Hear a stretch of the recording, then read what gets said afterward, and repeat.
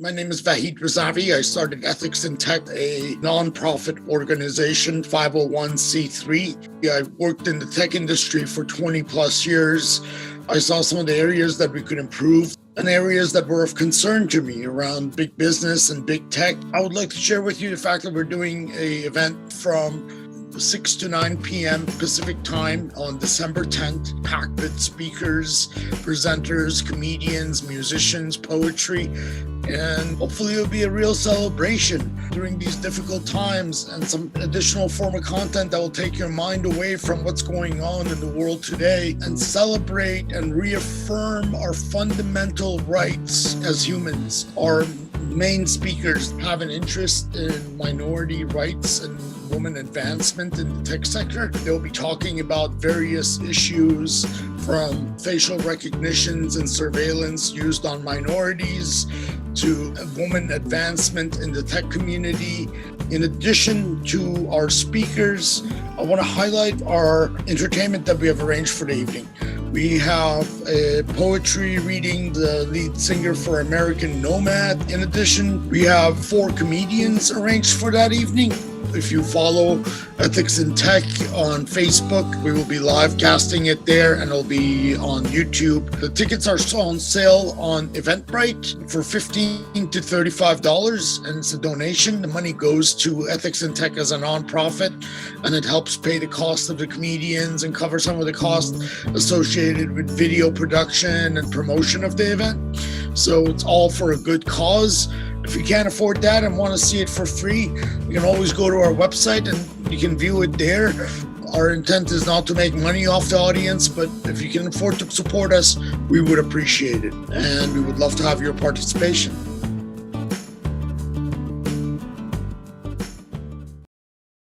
National Institutes of Health is launching a study to learn more about how the coronavirus affects children.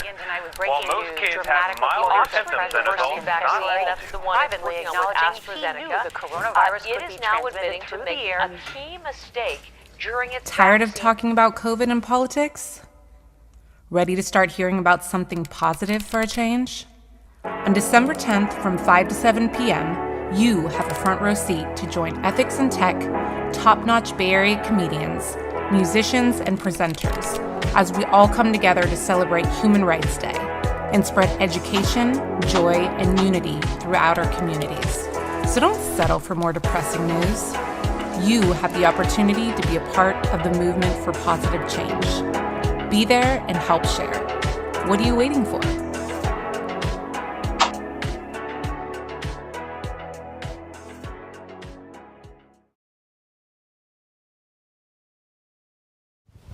Hey guys, Will Durst here with a few choice words about a group, a wonderful group, doing some great work, and they're called ethicsintech.com. And I know what you're saying, ethics in tech, wow, that sounds like an oxymoron. That's like saying vegetarian butcher, or kosher pork tartare, or Catholic condom supply house, or George W. Bush think tank, or Donald Trump guide to etiquette and manners. And you're right. But they're here to help, and they do with a smile. Every event that you go to will have a comedy component, along with expert speakers and panel discussions and audience community participation. So come on down, check out ethicsintech.com. And you can see past events, and you can read the blog, and you can see about upcoming events. So ethicsintech.com. It's simple. And you might want to consider volunteering or, throwing them a couple of bucks here and there. Any and or all donations will be accepted and appreciated. Ethics in tech. It doesn't have to be an oxymoron.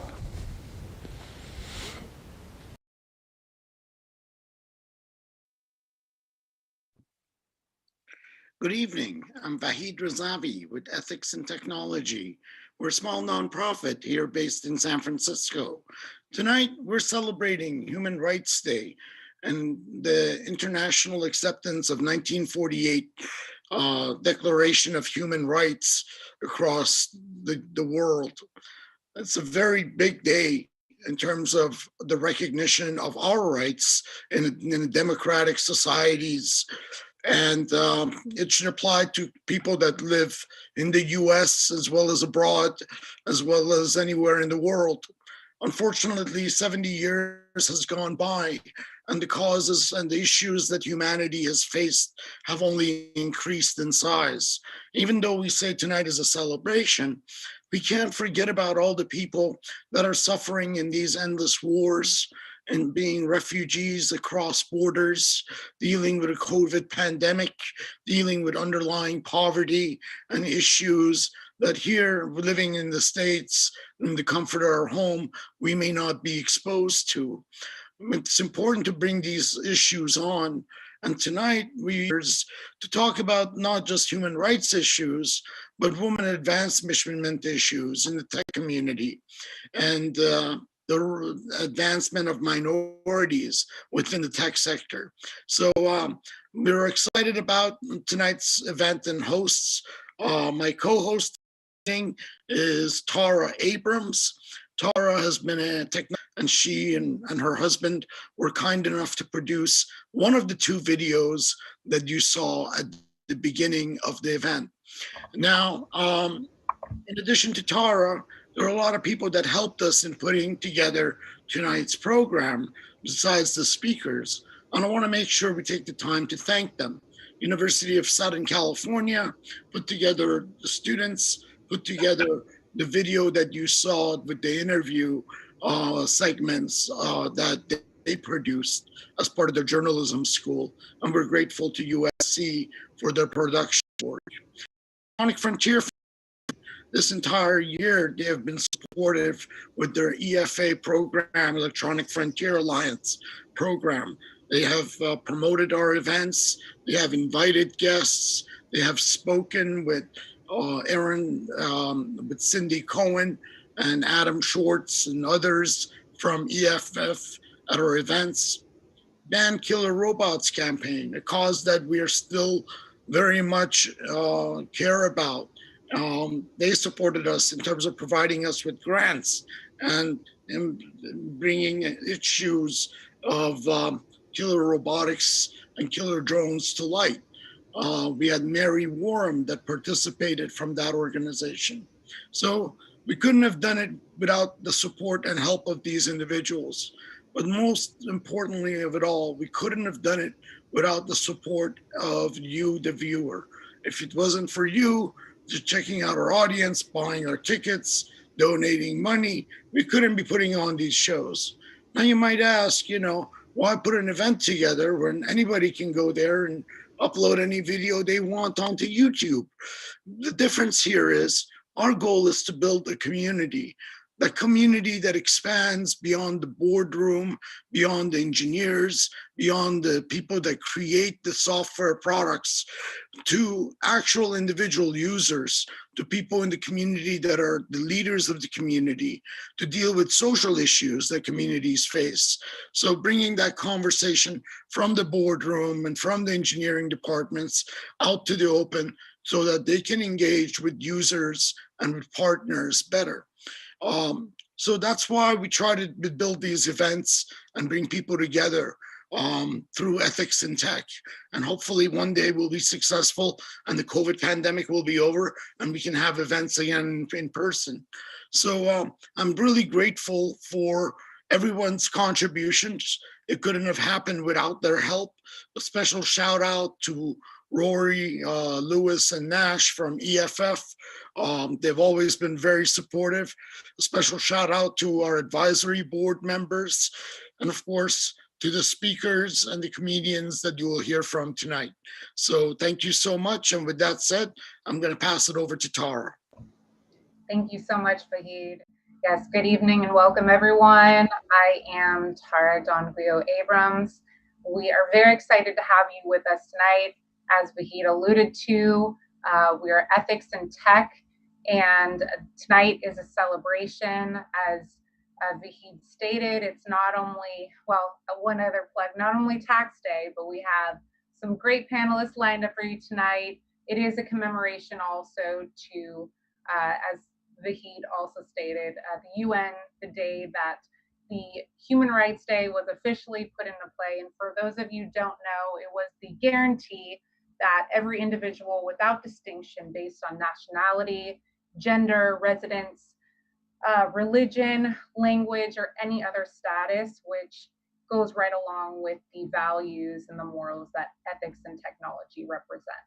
So we're excited to hear from our panelists, that you'll hear from all different backgrounds and experiences, as well as our comedians, which will shed light on situation and a little bit of humor that I think we all need in our lives right now. So without further ado, I'd like to introduce you to our first speaker, Mr. Reverend himself, Reverend Dr. Dorsey Odell Blake is a significant symbol of trust and leadership in his community. For those of you who may live in San Francisco, here in the Bay Area, he is the Faculty Associate Leadership and Social Transformation at Pacific School of Religion. And again, he is a very sought after Reverend and ordained minister in the area. So we are looking forward to you, Reverend, on blessing us with some good word tonight. So without further ado, I'll turn it over to you, Rev. Oh, and you're on mute.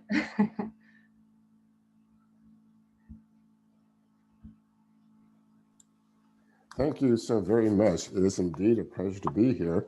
And I'm speaking to you from our office here at the Church for the Fellowship of All Peoples in San Francisco, the nation's first interracial interfaith congregation. The title of my presentation tonight is The Soul of the Nation, Worth Saving?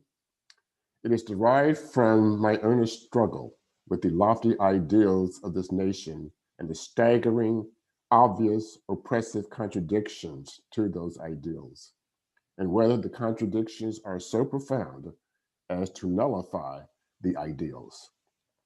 The first question we must raise is what is meant by the term soul.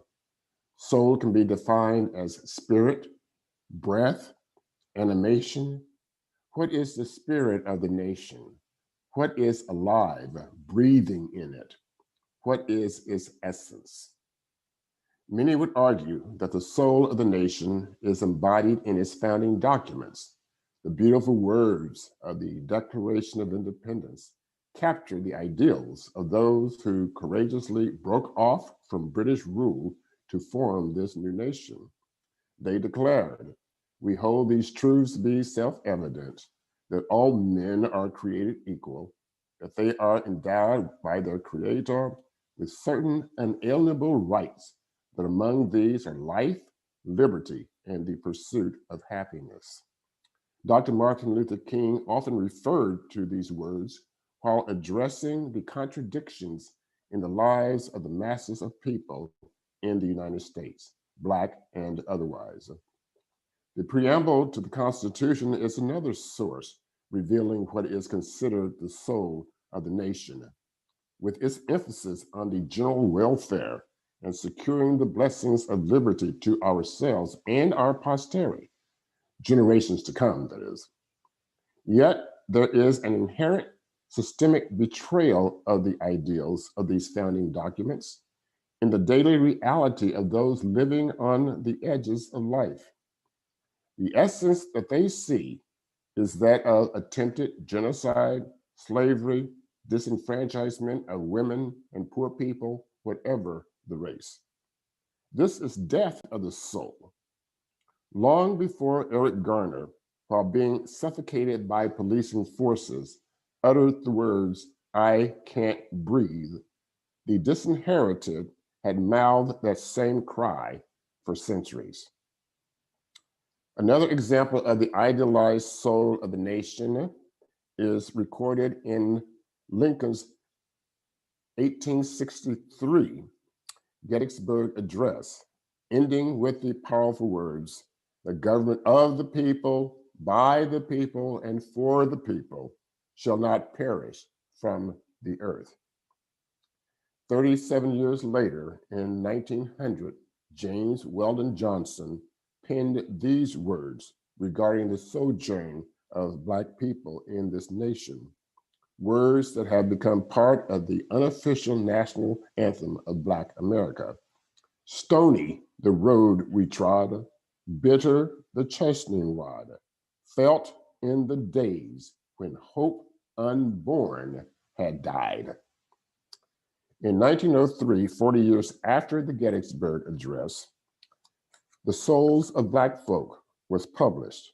Its author, W.E.B. Du Bois, stated about the Black American, he simply wishes to make it possible for a man to be both a Negro and an American without being cursed and spit upon by his fellows, without having the doors of opportunity closed roughly in his face.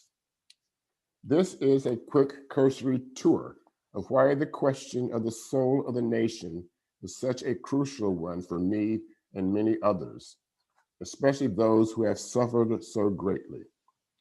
We gather tonight to commemorate the signing of the Universal Declaration of Human Rights, adopted by the United Nations, December 10th, 1948.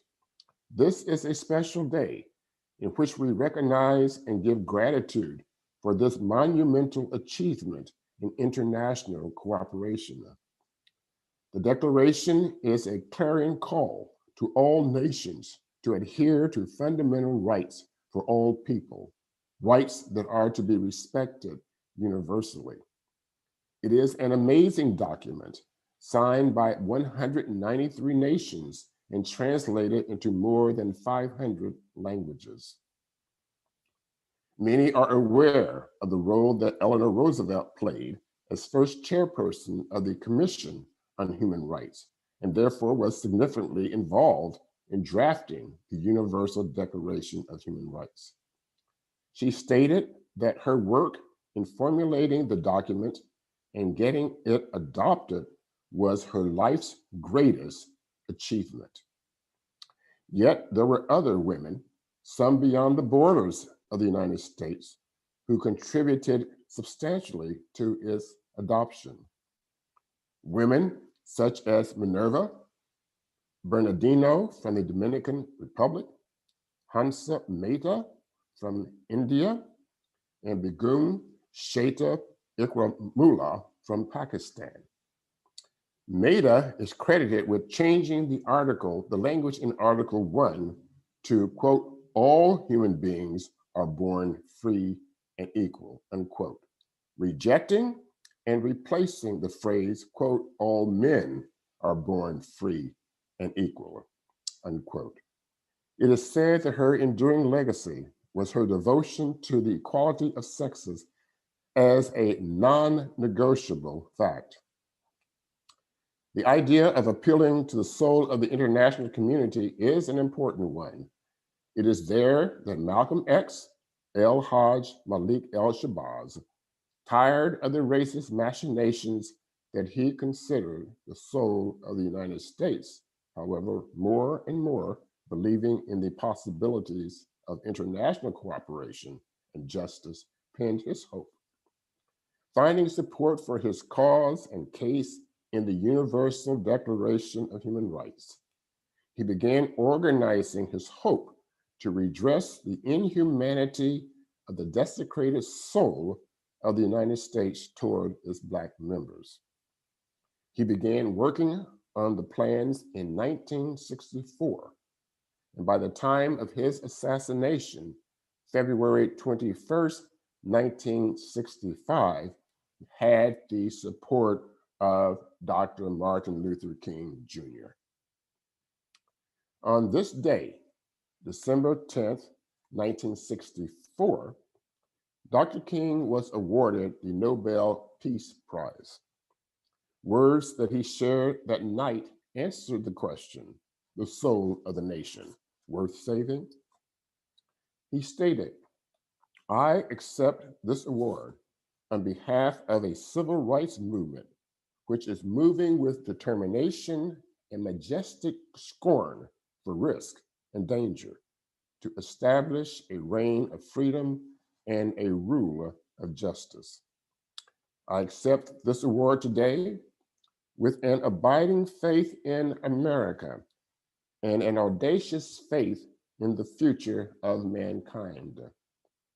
I refuse to accept despair as the final response to the ambiguities of history. I refuse to accept the idea that the isness of man's present nature makes him morally incapable of reaching up for the eternal oughtness that forever confronts him. I refuse to accept the idea that man is merely flotsam and jetsam in the river of life, unable to influence the unfolding events which surround him. I refuse to accept the view that mankind is so tragically bound to the starless midnight of racism and war that the bright daybreak of peace and brotherhood can never become a reality. King believed that the genius within the soul of America was the right to fight or protest for right. In 1957, he co-founded the Southern Christian Leadership Conference with the goal of redeeming the soul of America. The soul of this nation is not the lofty words often quoted from the Declaration of Independence, the preamble to the Constitution, or even the Gettysburg Address. The soul of the nation is that essence, that breath, that spirit resides because of the various freedom movements that have breathed life into it, new life. The movements that have animated it, that have broadened and deepened its understanding of humanity, human dignity, and the common ground of living that we all share. It is that spirit that has impelled vanguards and advocates of freedom to risk life for a more ethical, just, and compassionate nation. And that is indeed worth saving. Thank you. Thank you, Reverend. We appreciate the history and the background. I know you're a wealth of knowledge in the words of great Maya Angelou. If you don't know where you've come from, you don't know where you're going. And it's definitely a good start to re-educate in a time where we may seem lost as a nation to regather at the core of our growth. So thank you for that. Thank you. Our next speaker is Miriam Salejam. We are very excited to have her this evening as she is the head of the go-to-market strategy for Lanthorn.ai. And as I understand, Miriam, your firm is also responsible for predicting, tracking the transmittance of COVID-19 in the workplace. So would love to hear more on that.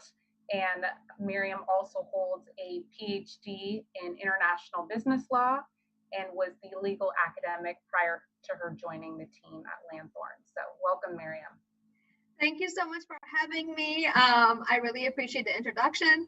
And I really loved what the Reverend was saying because he touched upon the Universal Declaration of Human Rights. And that's the reason I went to law school. So I really wanted to be a human rights lawyer.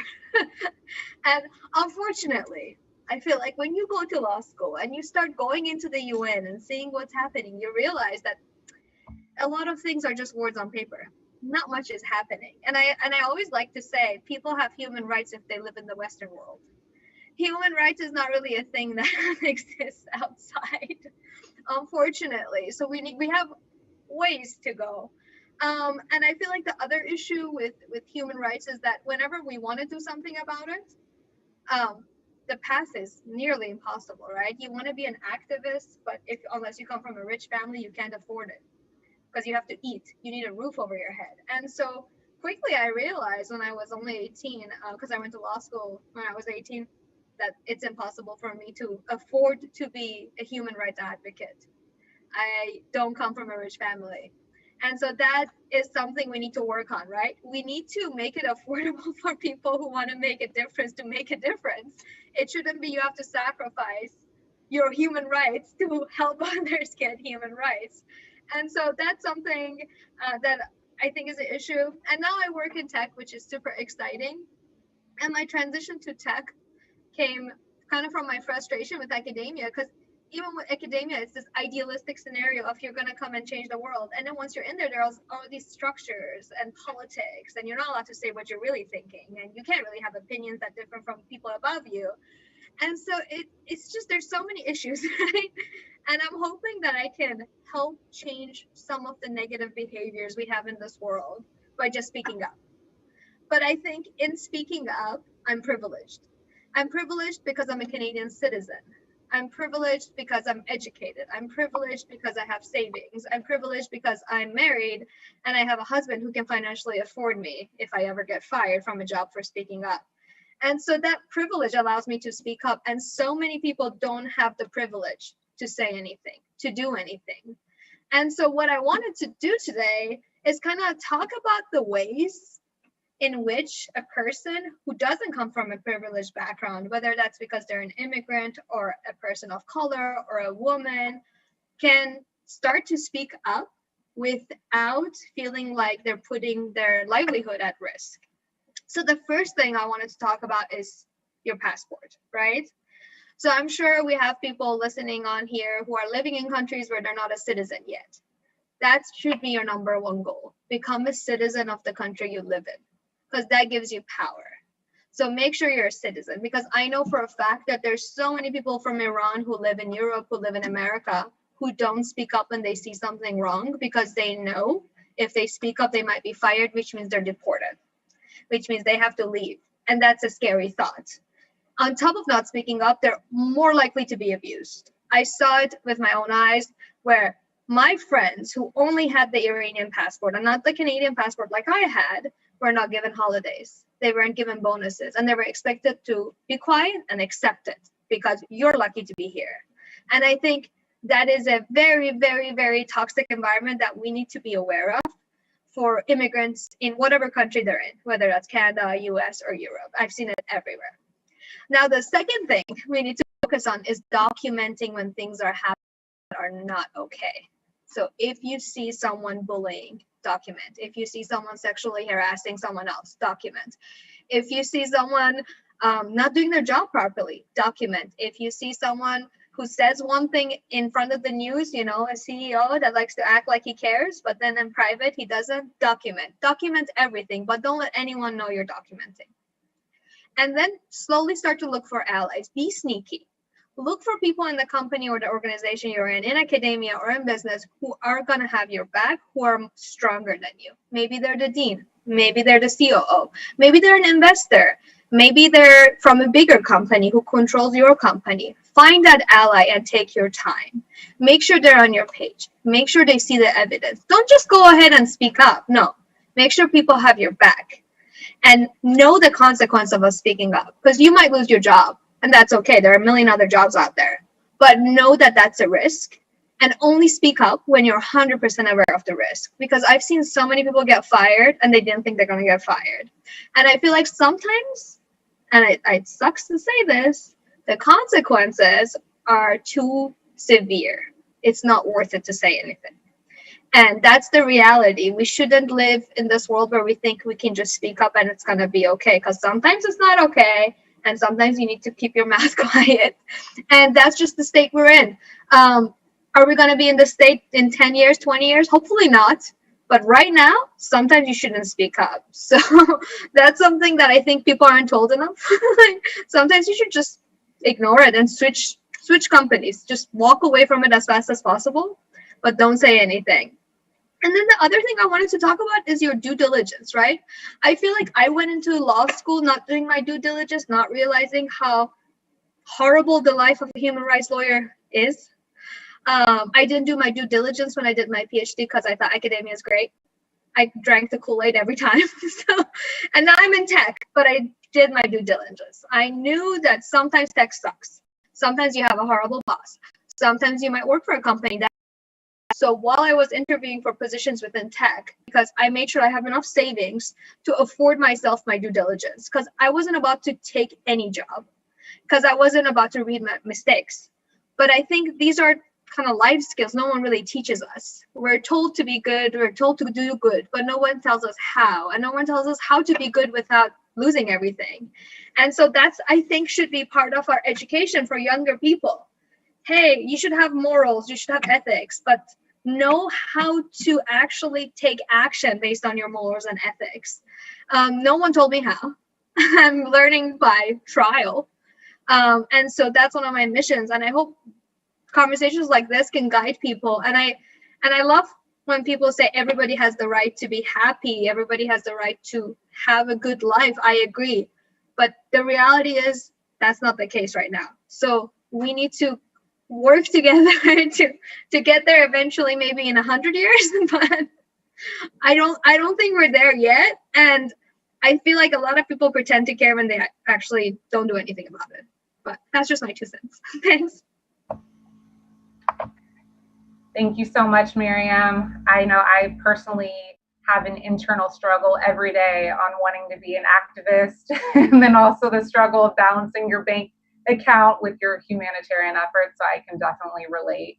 And I think a lot of people can in that regards, on wanting to make a difference in their community and wanting to speak up, and still having that limitation, whether the workplace or with citizenship or even economically. So very nice to hear your perspective.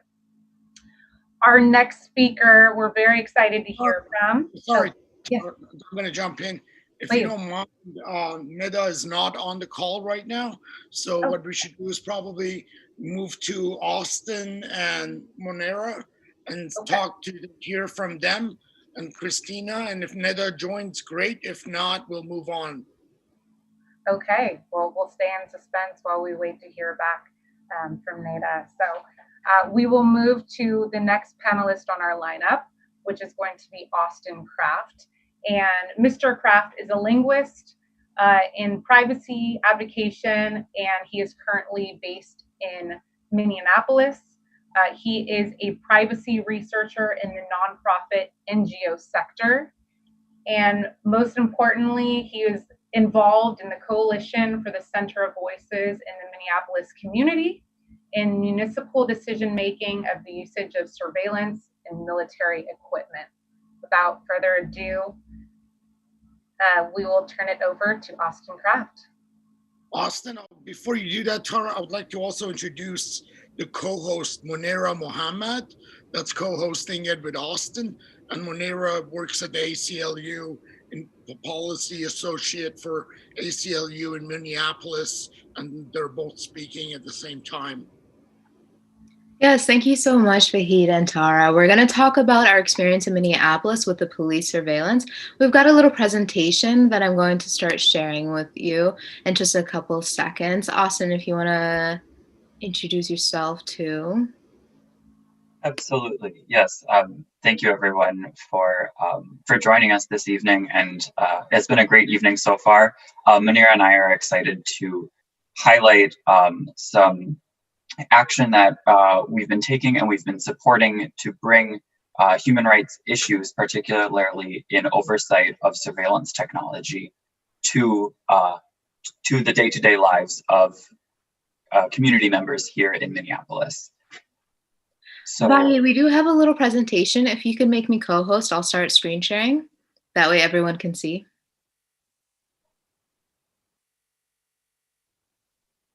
If not, that's completely fine. We can just continue off. Oh, it looks like I do have that ability right now. All right, here we are. So we're going to talk about accountability and community control of police surveillance. There's been a lot of mistreatment and abuse at the hands of police, right? Especially at this summer when we saw the murder of George Floyd in Minneapolis. So we're going to just talk about our solutions for that and the work we've been doing in Minneapolis to combat that. So as you can see here, this is footage from our reporter in our coalition, Sam Richards, footage from a spy plane that flew above the George Floyd protests in Minneapolis. And it just shows to you how surveillance can really affect people's lives and have a chilling effect on democracy. When people have a right to protest and a right to free speech, what happens when the government stops that? And it kind of just misabuses the surveillance technology. So we're going to just talk about our work as a coalition. We're going to talk about our efforts to ban facial recognition in Minneapolis, and kind of just walk through all our other work and then see how you guys can get involved.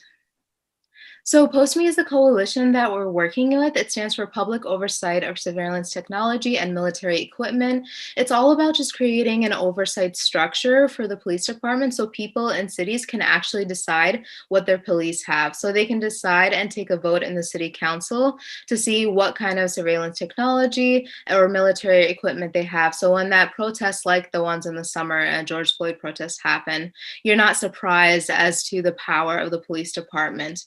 And it just creates more transparency and oversight, as should be in a democracy. So again, we're working to pass a facial recognition ban because of how problematic facial recognition is and how unreliable it is. The fact that it just essentially doesn't work for anyone who isn't a white man. The error rates drop dramatically once any other faces kind of introduce a facial recognition technology. And it has a very deep consequences, false arrests, kind of ruining people's lives. So we really want to control this and put it up to, again, community control within the city, kind of controlling the usage and retention and acquisition of this technology. And you can see in this corner here is our little coalition. So it's a group of community organizations with the ACLU, Jewish Community Action, CARE, and other groups. This is an example of all the other cities that have passed these community control laws that increase oversight over the police department and the city broadly. So you can see that it's gaining steam. And we just want to highlight the importance of democracy and community control. People should have the chance to see what their police department has, and as taxpayers should have a say in that with the public vote in the city council. So it's all about transparency, accountability, and equity. Austin?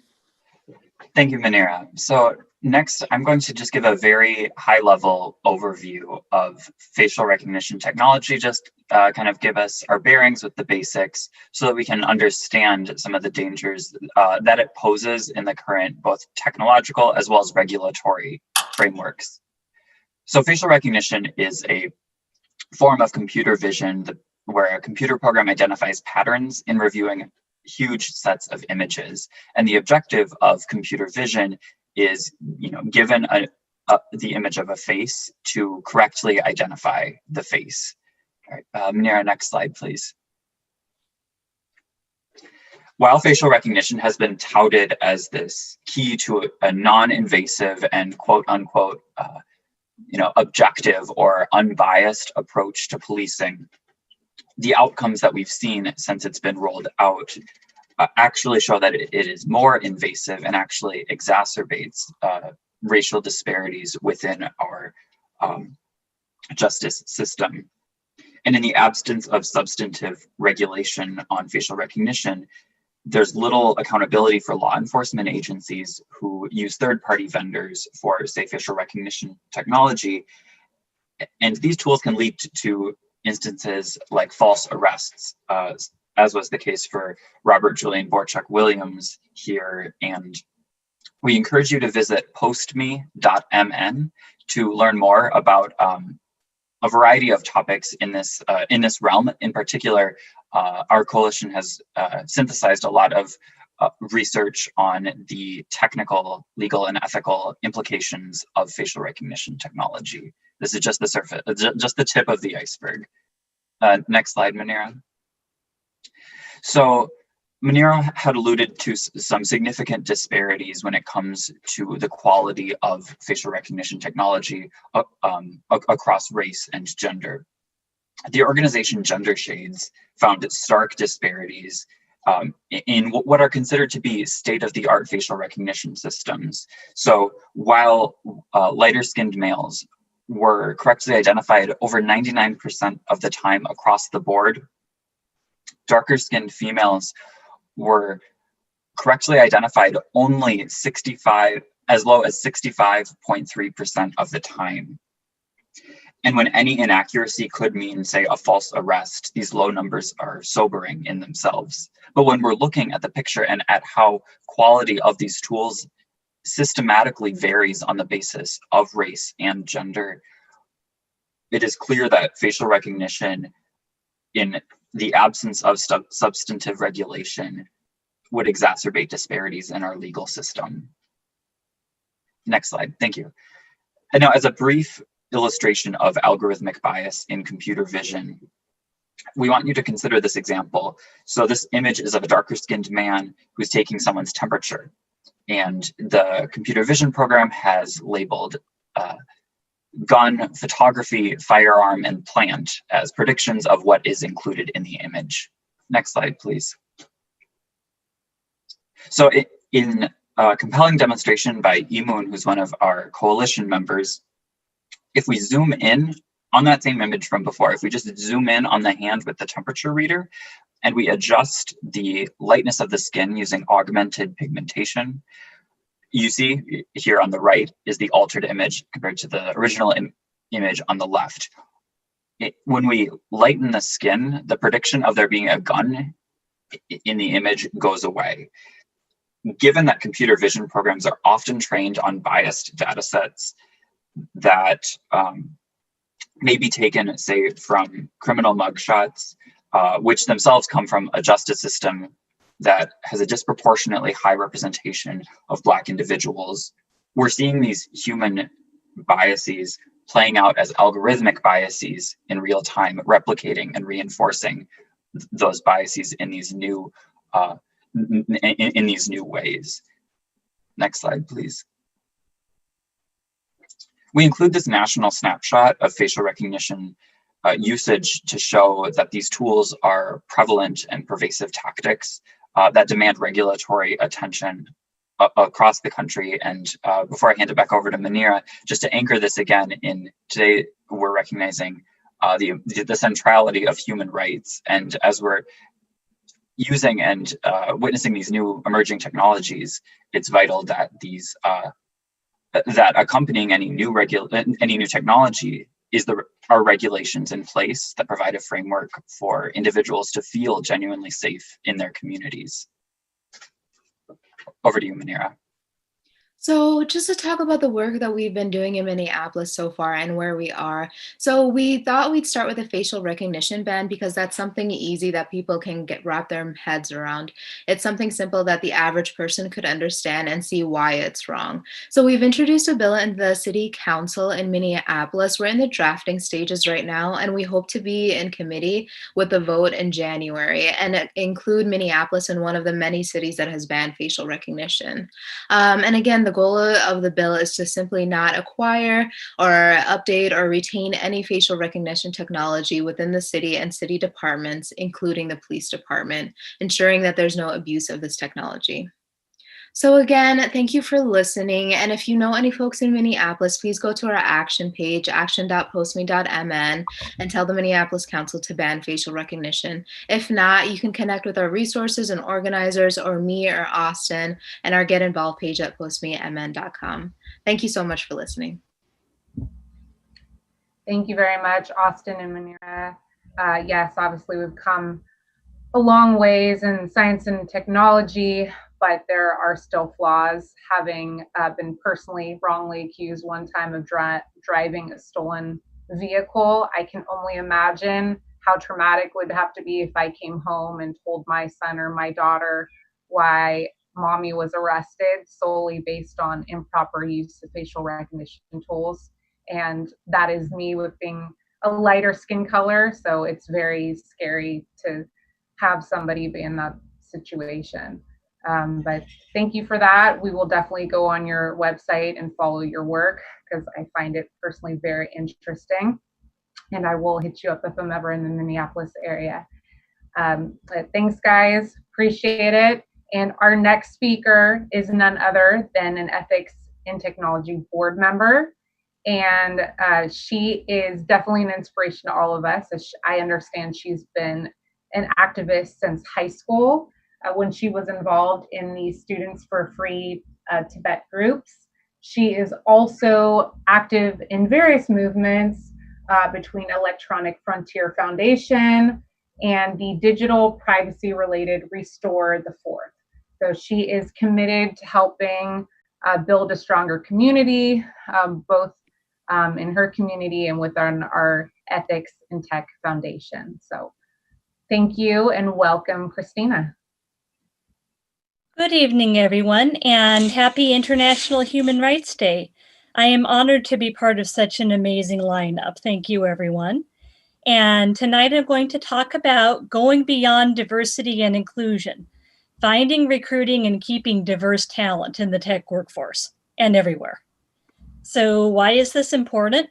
Fairness and equal opportunity for people of all backgrounds is important, just on a moral level. And this includes race, class, gender, sexual orientation, national origin, income level, disability, neurodiversity, and age, and just where people live, even if they are not near a big tech company.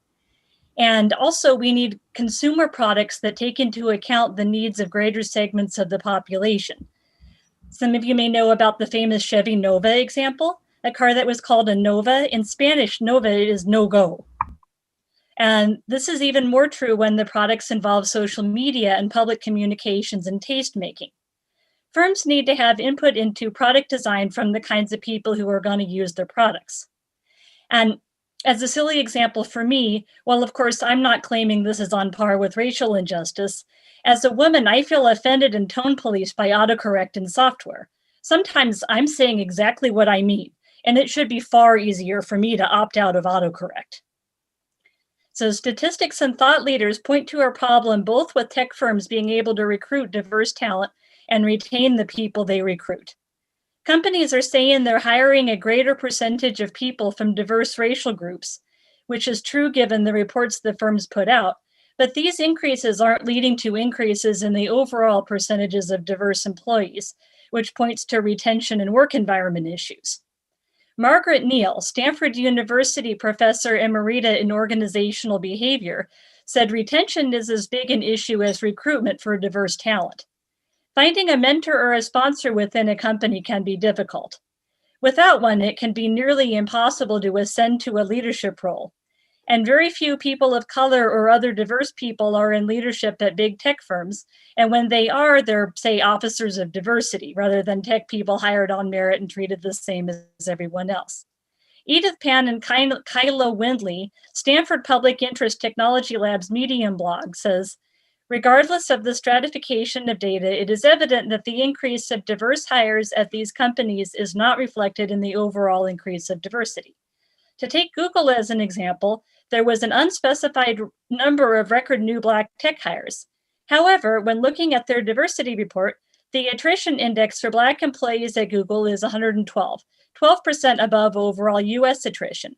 The figures are 131, 117, 97, and 80 for Native Americans, white people, Hispanics, and Asians, respectively. The pipeline problem, where not as many diverse people are going into these fields in general, can be reframed as a recruiting or a talent finding issue, starting with junior high and high school students. So where do you find diverse people? I'm a PR person, so I always say to find your audience where they already gather and reach them how they already communicate.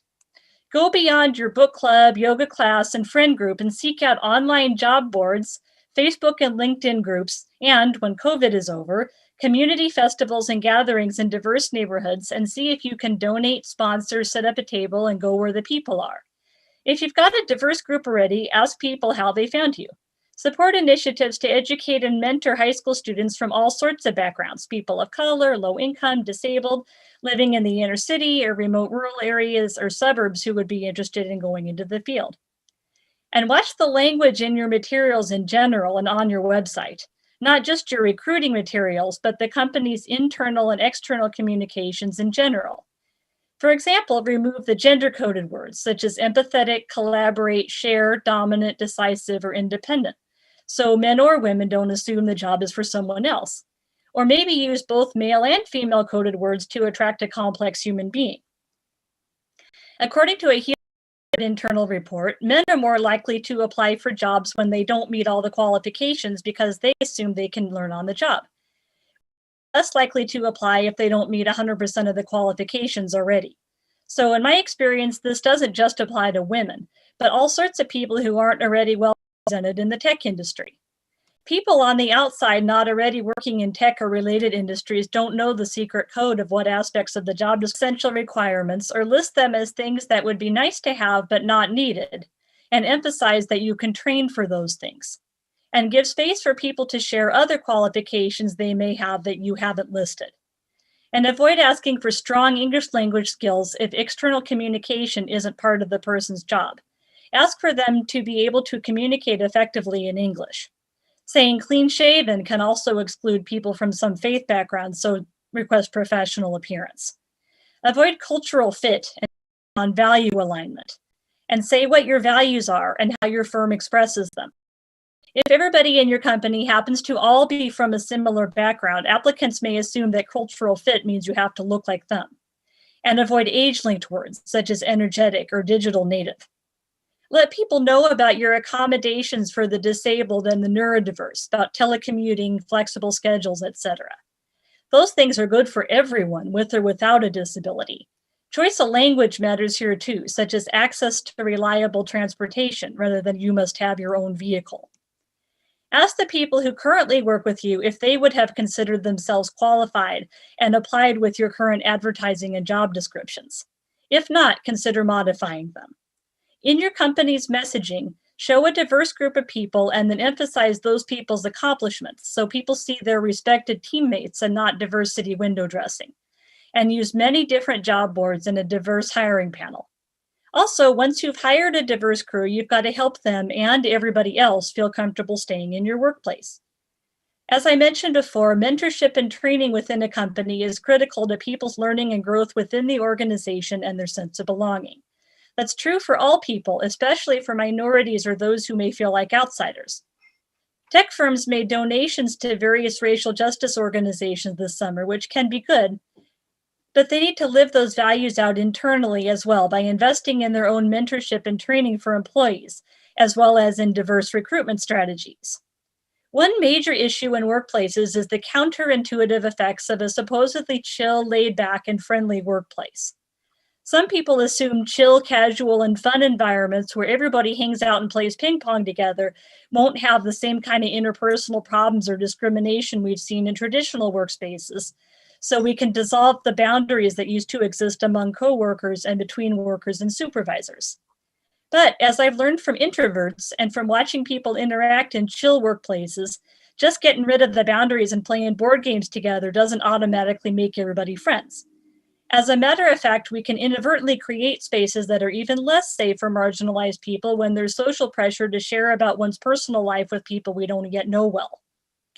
There is actual, real, internal, personal, and organizational work that we need to do to build authentic relationships. That work takes time and intention. People need to consciously change the preconceptions and biases they have and resolve to be open to change.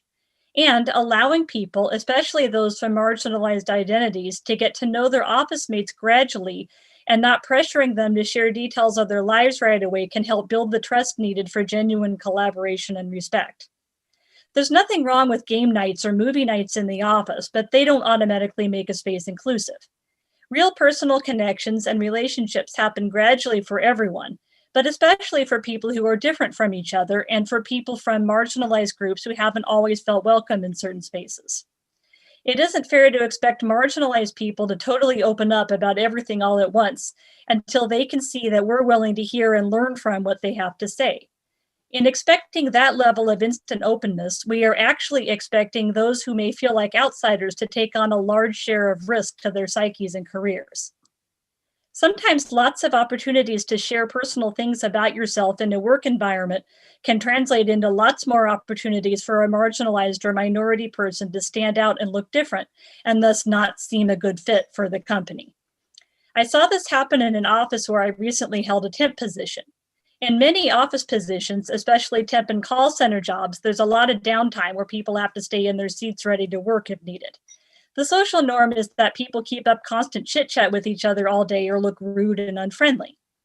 So, a middle-aged Black woman made an offhand comment referring to the white, feminist, and possibly autistic neurodiverse woman sitting across from her as girl.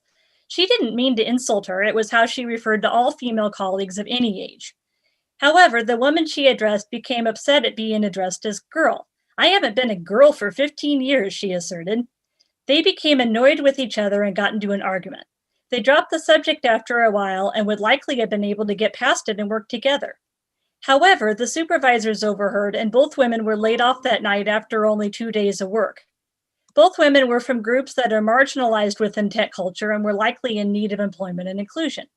And the pressure to interact so personally and so publicly right away with total strangers for so many hours created a situation that exposed them to snap judgment on the part of the supervisors for a personal misunderstanding that could have been worked through in private.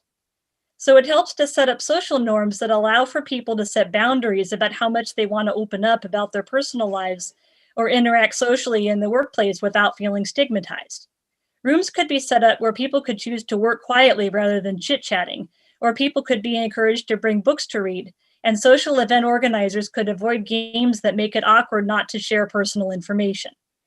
Also, we should be aware that people from minority groups may choose to test the waters to see how inclusive a place truly is. For example, if there's a regular movie night, are people open to a suggestion to show a wider variety of movie genres? If the company's social committee allows for more leeway and inclusiveness, that's a positive sign they'll be willing to listen regarding more important issues. So I found an online forum for people of color in tech where they discuss asking the companies to add ethnic foods to the lunch caterer's menu. And when a firm does that, they're seen as having taken a real step towards becoming more welcoming. So I encourage managers to consider reframing these requests, which may seem small, as serious attempts to reach out to, contribute to, and develop more authentic friendships or colleagueships with people in the organization. Also, be explicit about what is expected, how people should communicate, and how they can succeed in the workplace. Don't assume everyone already knows the industry's culture or that they'll pick up on it. Finding and keeping diverse and qualified workforces is a process and a journey. It won't happen overnight, but there are strong business and moral reasons for engaging in this journey and practical ways to enhance your firm's efforts. Thank you very much, and happy International Human Rights Day. Thank you, Christina. Yeah, it's very interesting, these subtle things that are often overlooked in our society. I personally came across a case where an applicant had applied for a position on a job posting stating that all applicants and all employees must wear masks at all times. But what the company didn't realize that the applicant, we'll call her Sheila, was hearing impaired. And her main way to communicate was to read lips. And I think it's important for all of us to have this continued dialogue, to realize things that may be overlooked often again in our society. And also for those of you at home who are just looking for ways to get involved but may not know how to get started, we hope you're taking these comments to start as our team of panelists give you step by step on how you can get involved and take that first step. Thank you again, Christina. And I understand we have Neda back on the line with us. Neda, are you out there? Hello, yes, hi. Wonderful. And to give, I just wanted to make sure we've been anxiously anticipating your arrival. And I understand, Miss Neda, I've heard a lot of good things about you other than your relationship to with Vahid. But Neda has a passion for helping patients live a better life, as she is a senior marketing professional with expertise in brand planning, digital and social marketing, and she has built a career in biopharma, medical device, and biotech companies. So very excited to hear from you today. So welcome, Neda. Thank you. Thank you so much for having me. Great talk, Christina. Thank you so much. I heard your beautiful words of wisdom. So what I'm going to focus on, first, my name is Neda Rezavi. Thank you so much for giving your precious evening time to me. There were some points that was mentioned. I was dealing with the struggles of women feeding the children at dinner time. I lost track of time. So what I'm going to start off with is actually on the positive note. I know tonight we have a night of comedy. We are celebrating human rights. I believe despite all the things that are going in the world, we have come a long way. So I will start with how women have contributed to technology, in fact, biotechnology, and then walk you through what are the recent studies saying about how far more we should go to see the impact of women in the lives of ours, and also talk about how technology can help all of that happen all together. We will end with what can we do? What is our point to do? Often hidden from view, women have played a major role in development of biotechnology and medicine. Indeed, we've been at the cutting edge of the biotechnology, including Rosalind Franklin, who played a fundamental role in deciphering the structure of DNA. Esther Ledberg, who discovered lambda phage, which is now a major tool for studying gene regulation and gene recombination. Look at Margaret Dayhoff, who developed the field of bioinformatics that enables us to identify and describe what are the gene molecules that were sequenced. Janet Mertz, who created the first piece of recombinant DNA, and Jennifer Doudna, who helped pioneer CRISPR, is a revolutionary technology for genome editing.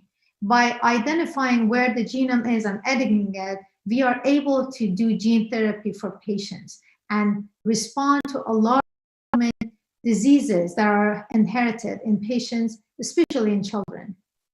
Some of these women have accomplished that with a lot of struggle, and because of the COVID crisis, her name came up, is that she was the first one that visualized human coronavirus. Burley, that describes and scratches the surface of how much she has accomplished. She left the school at the age of 16 and forged a major career based on her outstanding skills in electron microscopy. She did this while she was bearing a daughter, and then later on raised that child as a single parent following her divorce. She pioneered advances in immune electron microscopy and put her forefront of key breakthroughs in biotechnology and virology in 60s and 70s, in 1960s and 70s. These are amazing accomplishments. Jennifer Doudna, which I proudly say she's actually from United States, she's from Washington, DC. She made her name because she uncovered the basic structure and foundation of first ribosome, a type of catalytic ribonucleic acid, RNA, quote unquote, that helps catalyze chemical reactions. Her work helped the foundation that later on pioneered CRISPR. So this tool is, as I just mentioned, very important in genome editing. So you would be telling me, well, Nada, we have come a long way. These are all the great contributions of women in the field of biotechnology. What are you talking about now? So I would tell you, we have come a long way. Recently, McKinsey has done a study called Women in Workforce Study. They redo this study every year. And this is their 6th year doing it, in 2020 actually doing it. And they survey a huge group of companies in the healthcare space, as well as other organizations. They partner with Lean in this research. So they've noticed that the share of women grew from 23% to 28% in senior VP roles, and from 17 to 21% in C-suite. However, pipeline of women in the middle management still is hugely underrepresented, particularly for women of color and women of different ethnicities. So the women that proceeded to those level, majority have been, the European descent. Also, recent Harvard and MIT professors that have started the biotech company, they realized 95% or more of the new companies that are started from MIT and Harvard are male. And they also noticed about 90 to 95% who serve on the board of directors of these companies are also male. So they looked around. They said, maybe we don't have enough PhD students that are female. But at both Harvard and MIT, they realized 50% of their students, PhD students, are female. So where was the problem? They noticed very frequently when the students come up with an idea to start a company, they will go and reach out to their male professors, and they ask the male professor, would you be on my board? Would you help me start the company? They thought, well, maybe we don't have enough women in our faculty. They surveyed, and it's 30% of their faculty is women. So where the problem is, right? So there is a lot more work to be done. But there's a good news in here.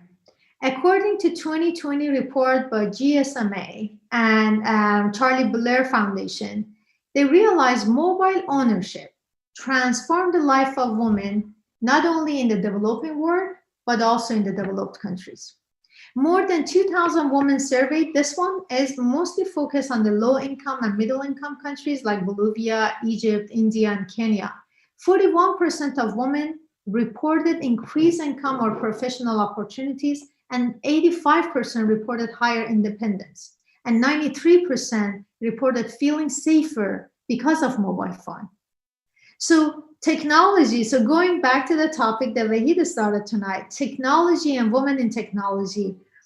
Technology needs women, women needs technology.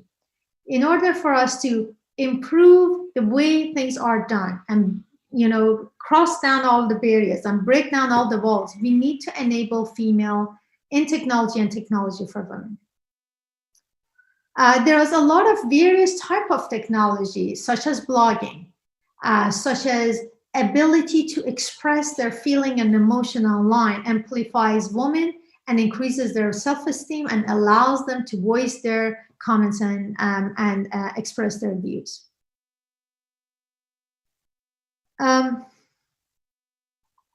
There has been a lot of activities done, and I wanted actually to share some of the good ones that has happened in this field.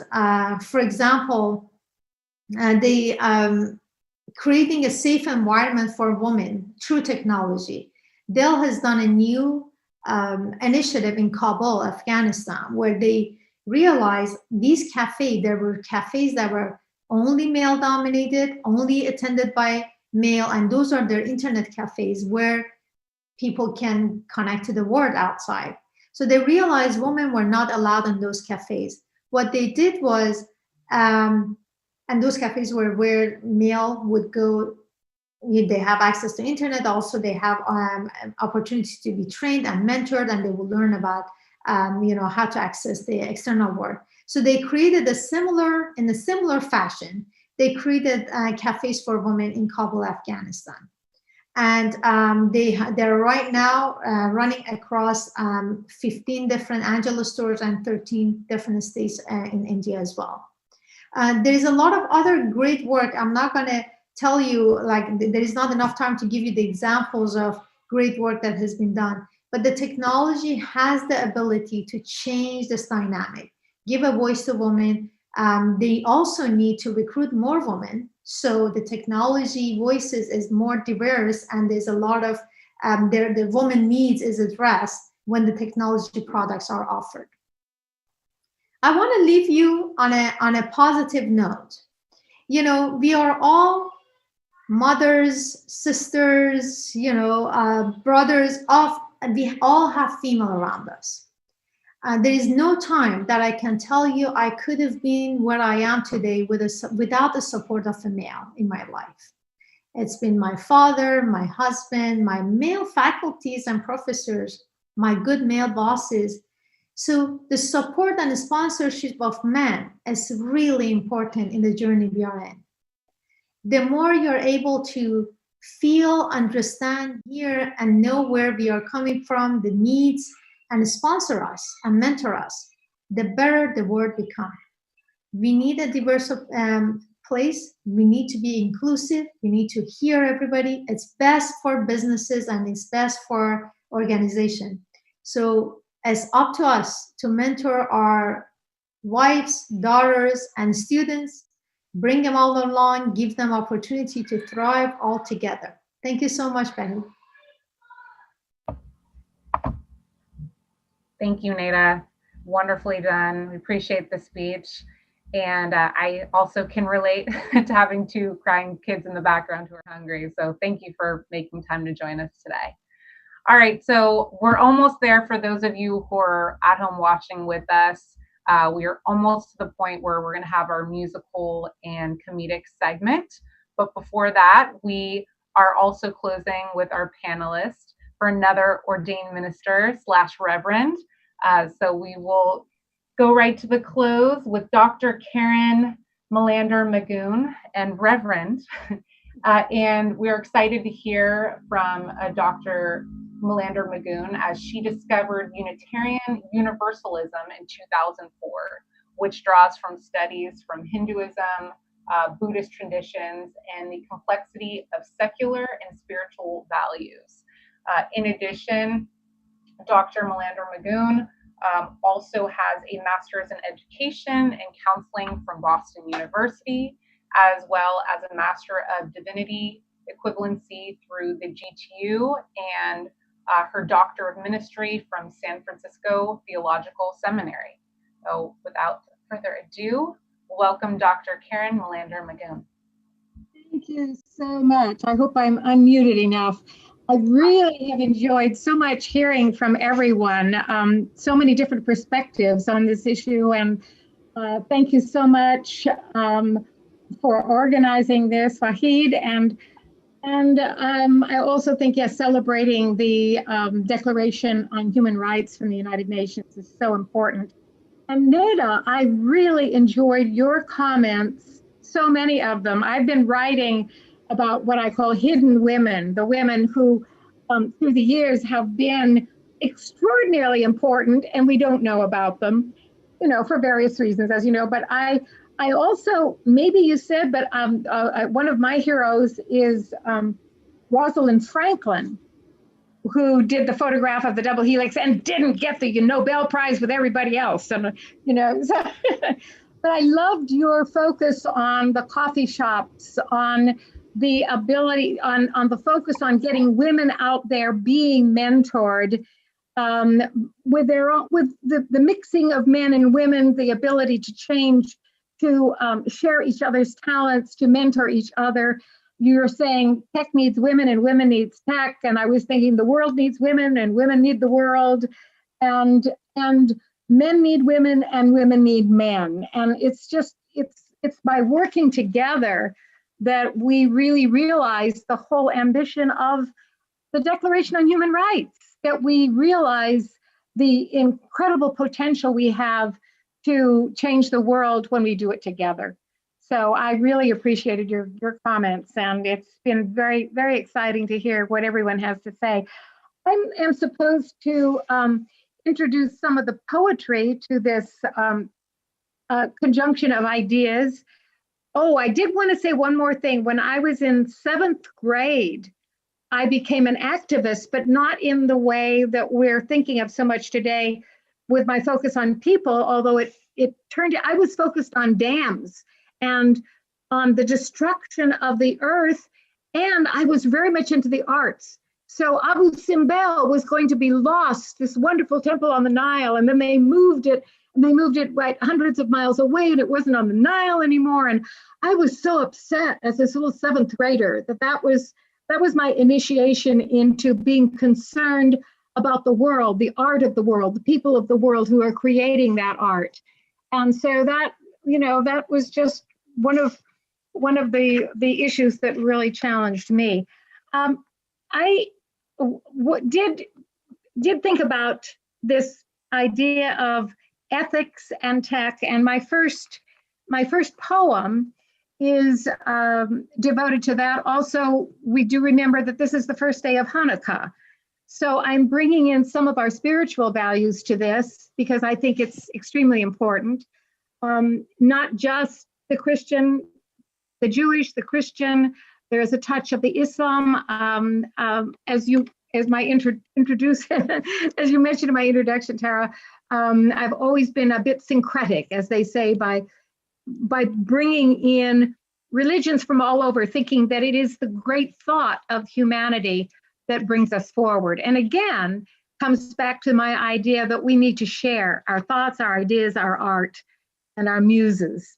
So this is Hanukkah begins today, meaning dedication.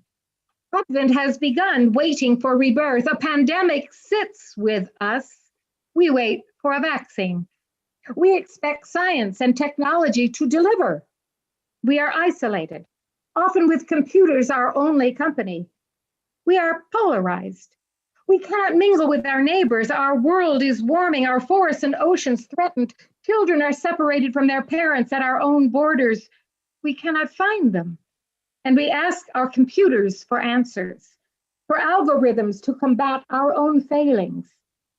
Islam tradition tells us the temptation in the Garden of Eden was not fruit, but was wheat. That was wheat that led us to farm, wheat that led us away from nature, wheat that led us to learn and experiment, led us to find industry and technology, led us to think and learn and find computers. And God said, that's good, but be careful what you wish for. So we spread our parks with artificial turf. We don't have to mow it or water it, but that gave us cancer. And we feed deathly plastics to whales and birds in our acidified oceans. We invent lethal tires. We infuse our crops with pollutants so they may resist weeds and insects and pollinate the world with industrial seeds that suffocate nature. We create a world that strangles itself, created with computer knowledge, fed by us, and wonder what we wished for, and ask, as in every fairy tale, for another wish, one more chance. The rededication of Hanukkah, the hope for rebirth of Advent, the growing of wheat as it once was, a technology that will teach us to plant according to the laws of nature, that will teach us to live without harm, that will teach us not to encroach on nature, but to live as partners with our planet. We ask, as in every fairy tale, for one more wish, that technology and the great spirit of love and humanity might grant one more wish, that we might use our technology always in harmony with the great laws, not of man, but of nature. And there's this little poem that was written by Grace Noll Crowell I want to put in here. It's so indicative of the season and somehow suggestive of light and children. Grace Noll Crowell wrote, "A child looked up." I'm thinking all these children I hear. I'm just delighted to hear the children in the squares. "A child looked up with earnest eyes. Where does the light of a candle go when I blow it out?" And not being wise, I could only answer, "I do not know." "It was so little and bright," he said, "and now it's so little and lost." And I, turning and tucking him into bed, as puzzled as he, could not reply. So little and bright, so little and lost. Over and over the brief words came.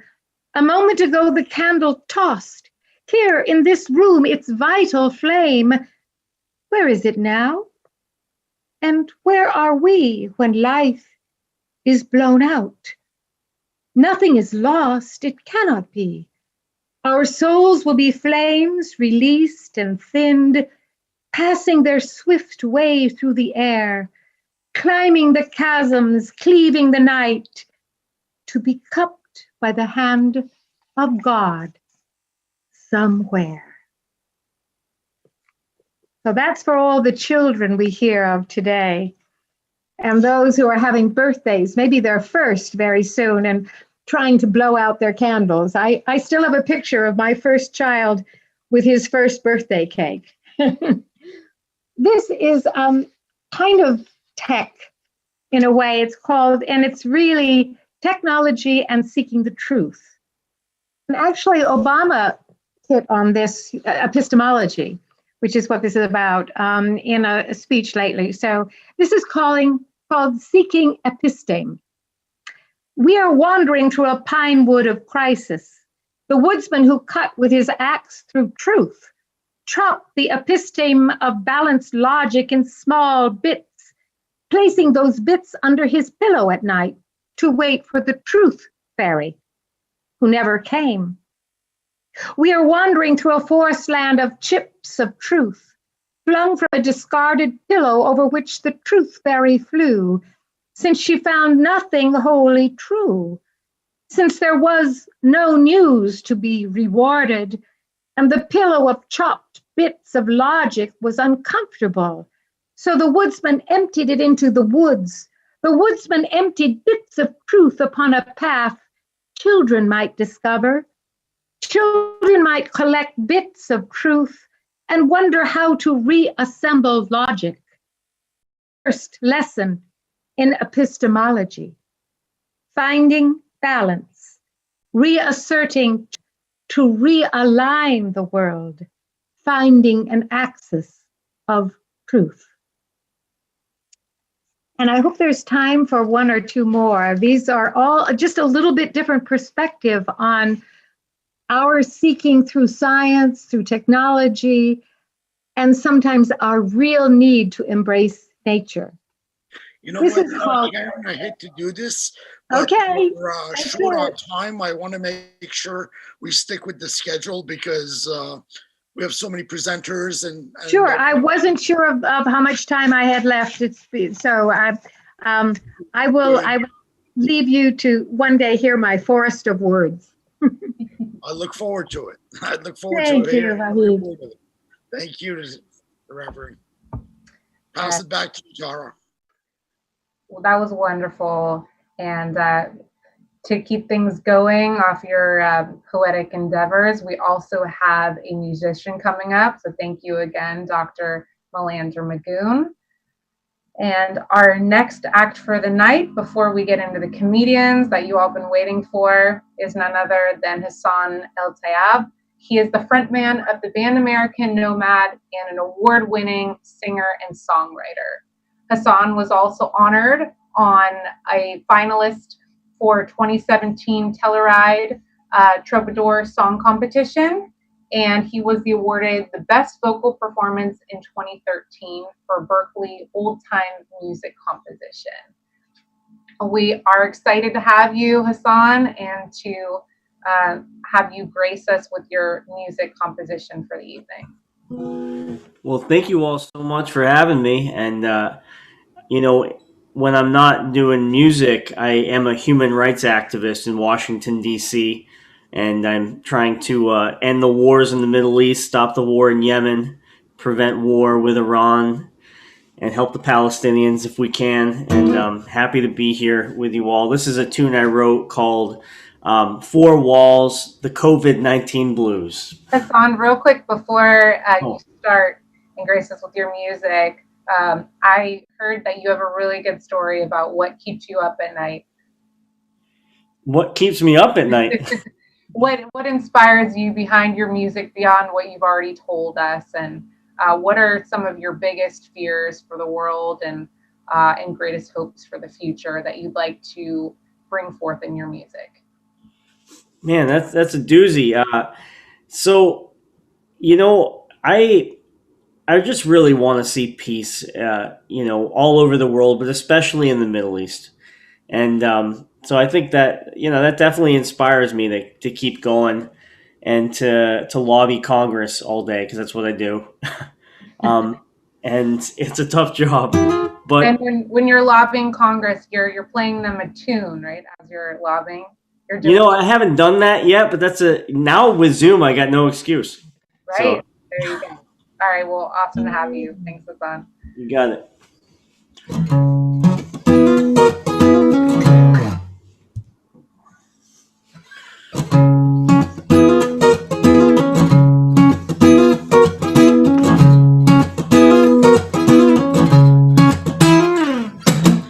Wake up every morning and I don't want to read the news. So every single headline gives me the COVID-19 blues. And it's a cruel world. We're living in a cruel world. We got to come together stronger. Like we don't got longer. We got to come together stronger. When the future of this world I want this sick whole world I see. When I hear sirens in the distance, the million people screaming, I can't breathe. I've got four walls and the truth, the COVID-19 blues. Well, yes, I do.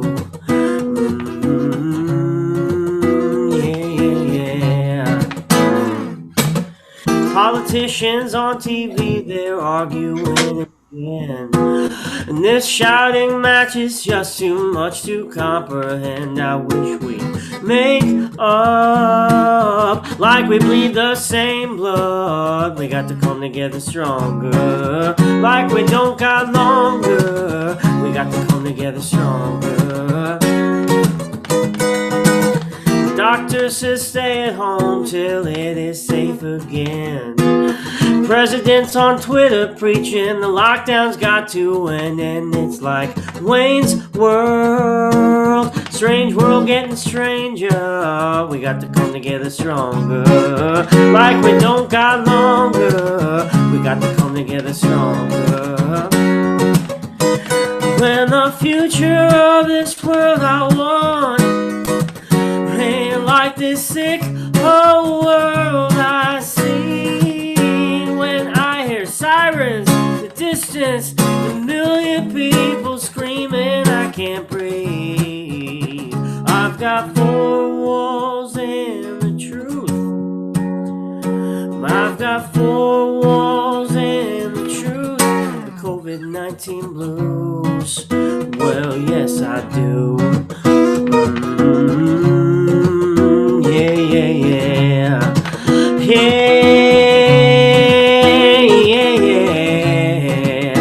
I said I do. I said I do. And I bet you do too. Thank you. Yay, that was amazing. It gets depressing over here in Capitol Hill sometimes. You got to play a little music. And here's one. I'm just going to kind of keep rolling along.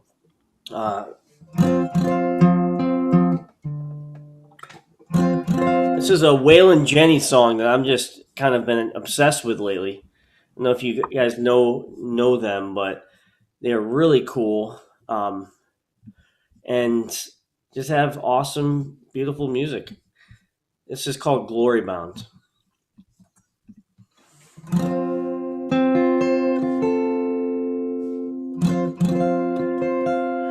When I hear that trumpet sound, I will lay my burdens down. I will lay them deep into the ground. Then I know that I am glory bound. I'll be traveling far from home. I won't be looking for too long. I'll be crossing over the great divide to a better home soon. I'll reside. Hallelujah, hallelujah, hallelujah.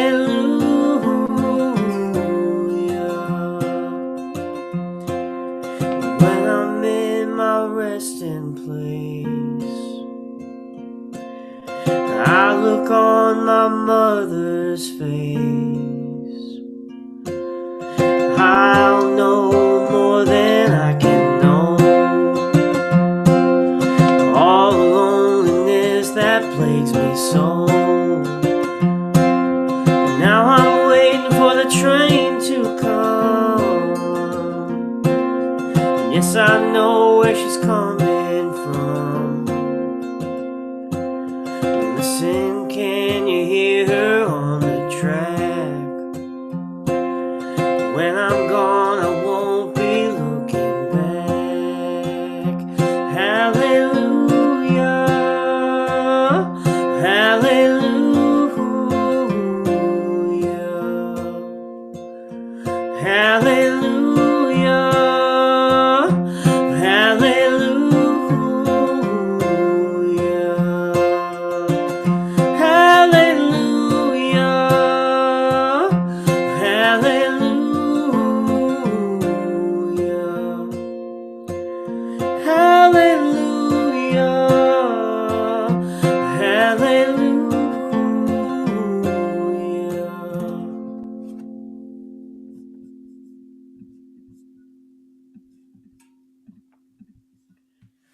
Thank you. Got a couple other ones.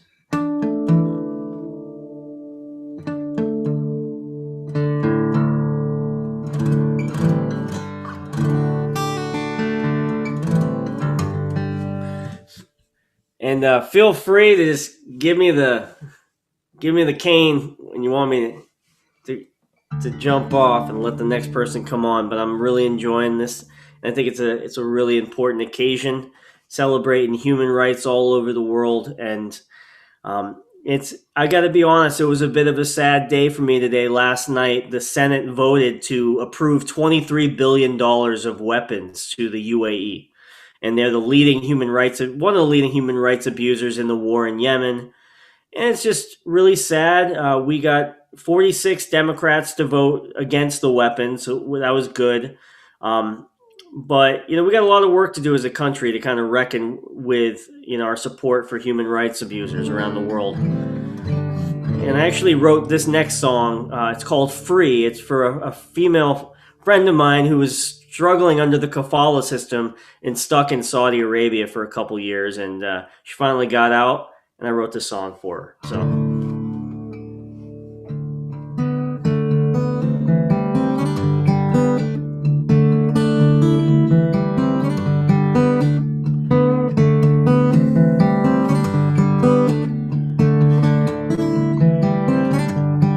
See you dancing at the water's edge. Please forgive me if I'm almost out of breath. You finally pulled yourself out of that lake of fear to build the future that you wanted with sheer will and a miracle, my dear.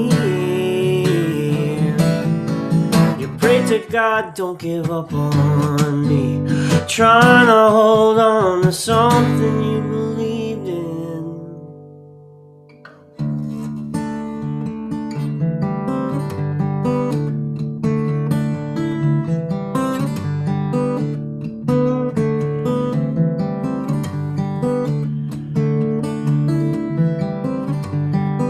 Breathe in the mountain air.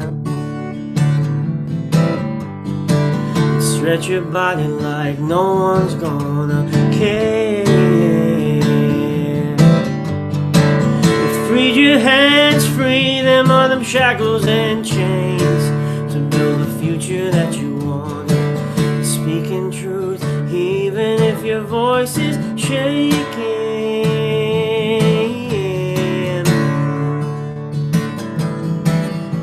You pray to God, don't give up on me. Trying to hold on to something you believe in now that every inch of you can be. You see,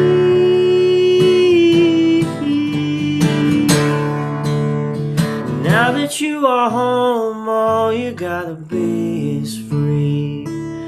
All you gotta be is free.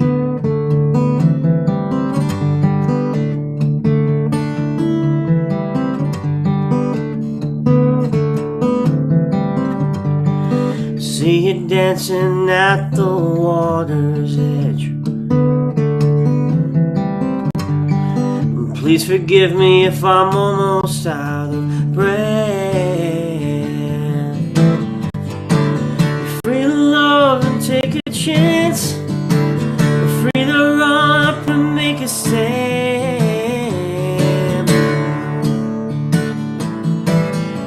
You pray to God, don't give up on me. Trying to hold on to something you believe in now that every inch of you can be. You see, you're free.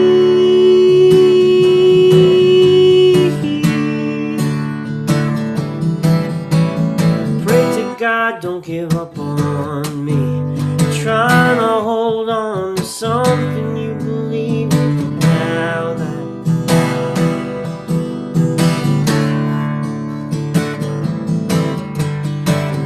that you are home. All you gotta be is free. All you gotta be is free. All you gotta be is free. All you gotta be is free. All you gotta be is free.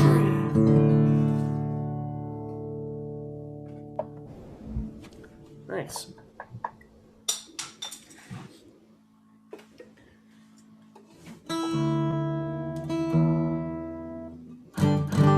Yeah, time for maybe like a tune or two. Yeah, we have you, or I should say you have the stage until 45 after. So. Oh, this is wonderful then. You're great. I could listen to you all day. Oh, thanks. Seriously. Really enjoying it. Tara, we need to be dancing together. Right? Right. I'm feeling therapy all through my chest. You're giving me goosebumps over here. So yeah, I'm all good with it. I'm jamming out over here. I like me and Diane. Yeah, we're like, hi. Let's go. So this is a tune I wrote. I had a guitar student, and one day he's like, "Man, I ain't coming in and practicing this weekend." I'm like, "Well, what's the matter?" You know, thinking in my head, I'm like, "You never practice," but I didn't say that, of course. I didn't want to, burst his little bubble. Break his little heart. He said his dad's a truck driver. He's like gone for 2 weeks, home for 2 days. And it kind of broke my heart a little bit. I grew up with my dad, and, he's here kind of having a childhood with his dad gone most of the time. And, but he said this, he's like, when he comes home, we go big. I was like, oh man, I love that. Nice. And, so I went home and wrote this tune called Kiss You Goodnight. It's like the story about his dad, hypothetical story about his dad trying to get home to tuck him in at night after a long couple of weeks of truck driving.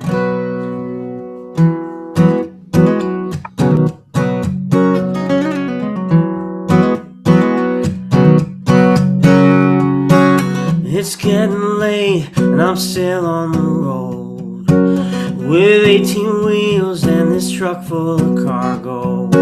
I make my living trying to get back home to you, my boy. You are my heart and soul. I love you, son. Can't wait to see you again. I've missed so much. It's time to make my amends. All day long I've been on this road to see you, baby. I've been gone way too long and it's driving me crazy. Soon you know I'll hold you in my arms, tuck you in tight. I can't wait to kiss you goodnight.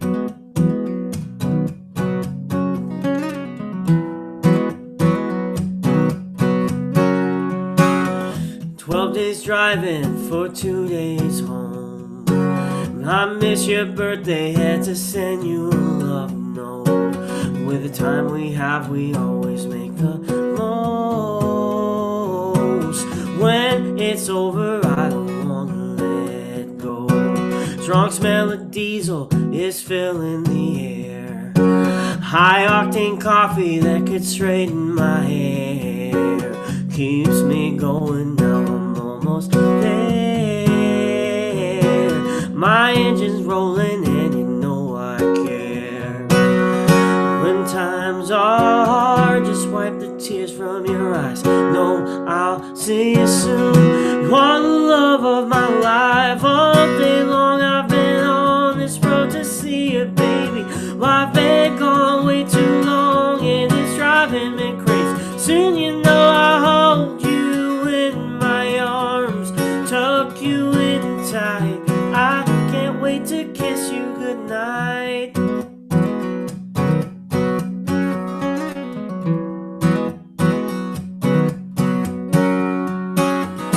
It's getting late, I bet you are sleeping. This interstate is rainy and freezing. Empty coffee cups are rolling on my floor. But it's your love that gets me to my front door. Well, all day long I've been on this road to see you, baby. Well, I've been gone way too long and it's driving me crazy. Soon you know I'll hold you in my arms,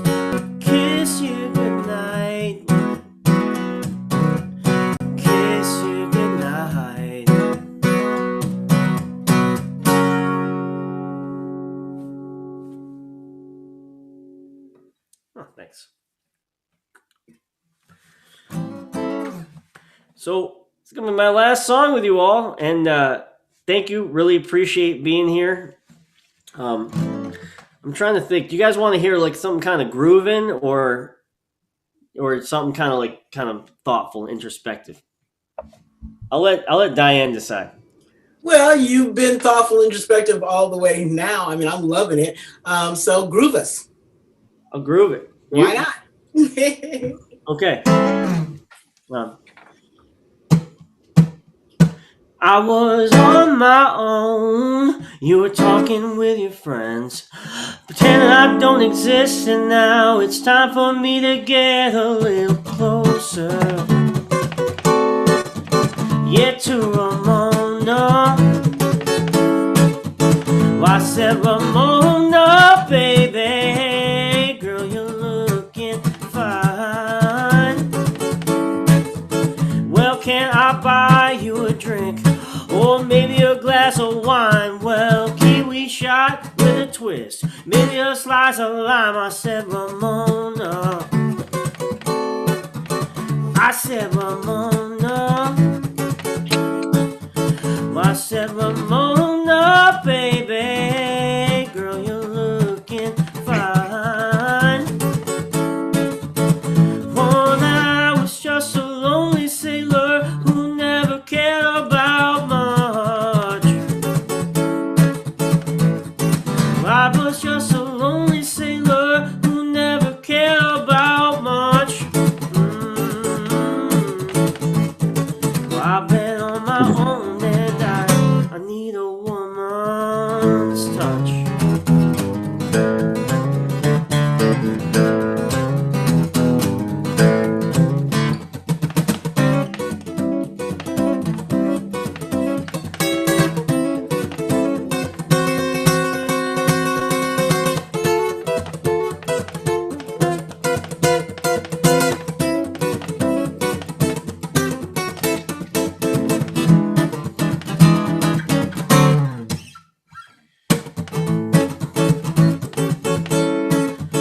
Well, can I take your hand for a little dance? 'Cause everybody in this world could use a little romance. I said, Ramona.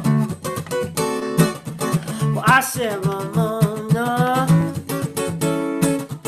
Well, I said, Ramona, baby, girl, you're looking fine. Yeah, it's not my place to preach philosophy, but not enough people in this place are listening to their feet. I said, Ramona. Well, I said, Ramona. Ramona, baby, girl, you're looking fine. Well, I was just a lonely sailor who never cared about much. I was just a lonely sailor who never cared about much. I've been on my own and I've been on my own and I've been on my own and I need a woman.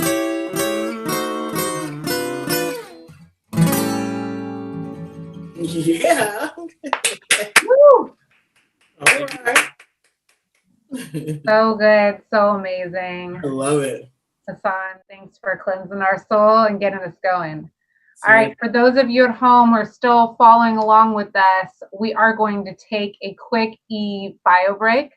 So you have 10 minutes to go get your Stouffer's, go get your coffee, so you can continue to rock with us for our next comedic jam. And we will be back at 7:55. Stay tuned, and we'll be coming back with you shortly.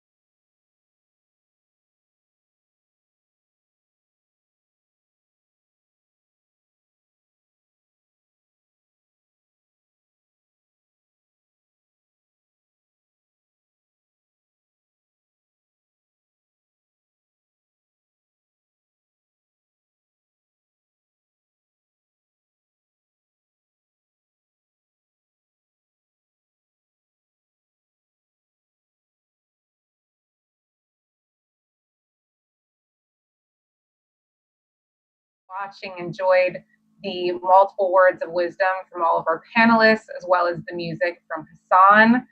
We are now at that time that you've all been waiting for, and we have welcomed our comedians. I understand they're officially in the building. So to start off, we have Miss Debbie Durst. Debbie is an improviser, actor, director, and producer. She's performed with just about every improv group in the Bay Area, starting with the Committee all the way up to the Bad Aunties. And I've heard, Debbie, that you even were able to change the location of Robin Williams back in the day as one of your many accomplishments. So yes, please enlighten us with your comedy. Yes. Thanks so much, Tara. Yes, there's a little festival I produce every year. It's a free day of comedy. It's called Comedy Celebration Day, and it is held in what is now known as Robin Williams Meadow.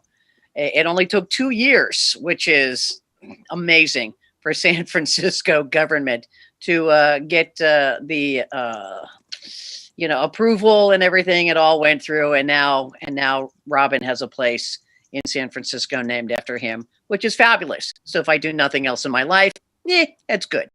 But tonight has been fabulous. I've had such a great day when I got out of bed this morning, because you get out of bed every day and you go, thank goodness my eyes opened and I'm vertical. That's a good day already to start with. So happy Human Rights Day, everyone. And for those of you who lit your very first candle for Hanukkah, congratulations. I hope you get everything that you want. There is a vaccine coming, which is really good news. I'm kind of upbeat about that. I probably won't get mine until like 2022, because there's so many people that need a vaccine. But at least we can start to laugh about things now, and comedy is healing. Laughter is the best medicine. So I got some really good doctors for everybody here tonight. The 3 of the funniest women that are working today. Who is working today? Everybody, because even if you're not on stage in front of people, you're still working. You're still trying to think of funny things. We've got 3 fabulous women. Our first comedian tonight is a stand-up comic and software engineer. She's based here in San Francisco. She was named the comic to catch by the San Francisco Chronicle. Her comedy is self-deprecating, existentialist, smart, vulgar, full of big words. So, she probably does crossword puzzles. She's performed all over the country, from San Francisco's Sketchfest to Austin's Out of Bounds Festival to the Detroit Women of Comedy Festival. Originally from Michigan, she loves being a software engineer, translator, writer, comedian. She's here to make you laugh right now. Ladies and gentlemen, Annette Mullaney. Thank you. Thank you so much. I am so excited to be here. Honestly, I'm excited to have a reason to shower any day when it comes up at this point. This is the closest I have come to wearing clothes in a long time. It is a pajama top, but I've got a nice outdoor hoodie over it. Man, I gotta say, one thing I'm not gonna look forward to when life goes back to normal is wearing real pants again. I understand that I used to wear jeans, but I just can't fathom logistically how pants without drawstrings worked before. These days, it's more of a, I fall asleep in my night sweats, wake up, change into my day sweats. That is about as professional as I get these days. I am so excited to be here talking about tech because I am a software engineer. This is usually when I break for applause because, as you might have noticed, I am a female software engineer. Thank you. Thank you. You guys can unmute if you want. That would be tight. I can see you reacting, but it just, go ahead. Seriously, unmute. I would love it. As long as you don't have blenders going on in the background, feel free to unmute and join me in the deafening silence right now. There we go. Yeah, so I am a software engineer by day. I just do comedy for the money, obviously. Oh. It's on all my business cards. It's pretty tight. You know, it's not easy to be a hero every day. Somehow I just get out there and I write that code despite my boobs getting in the way. Inspirational, really.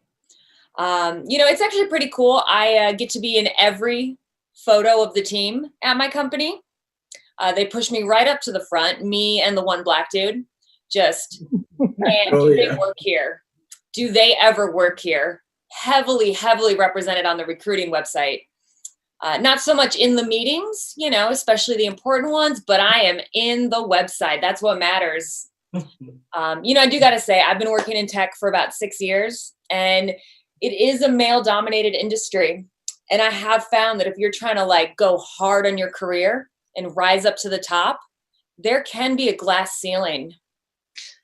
But if you're just trying to skate by doing the bare minimum, there can also be a glass floor.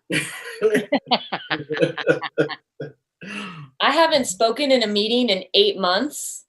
No one's noticed. Yeah, I am the only woman on my engineering team. I cannot be fired.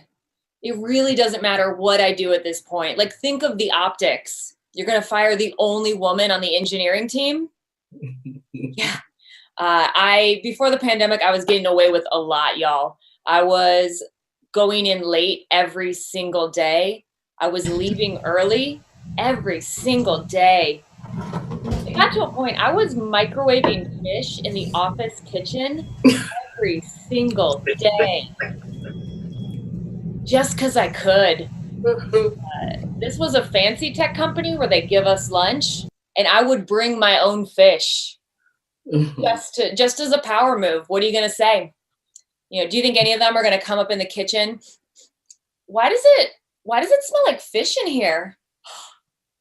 Oh my God, Kyle, that is harassment. I am reporting you to HR immediately. I like to threaten to go to HR about once a week, really keeps my coworkers on their toes. My minor was actually in women's studies, which people told me at the time wouldn't be lucrative, but it's been a great career choice because I can find offense in anything a man says.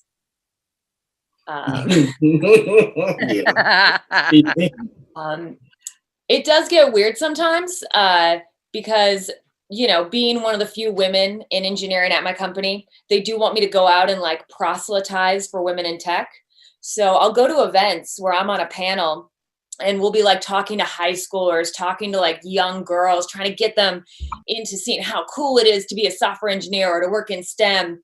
And they'll get to me and they'll be like, what is the best part about working in tech?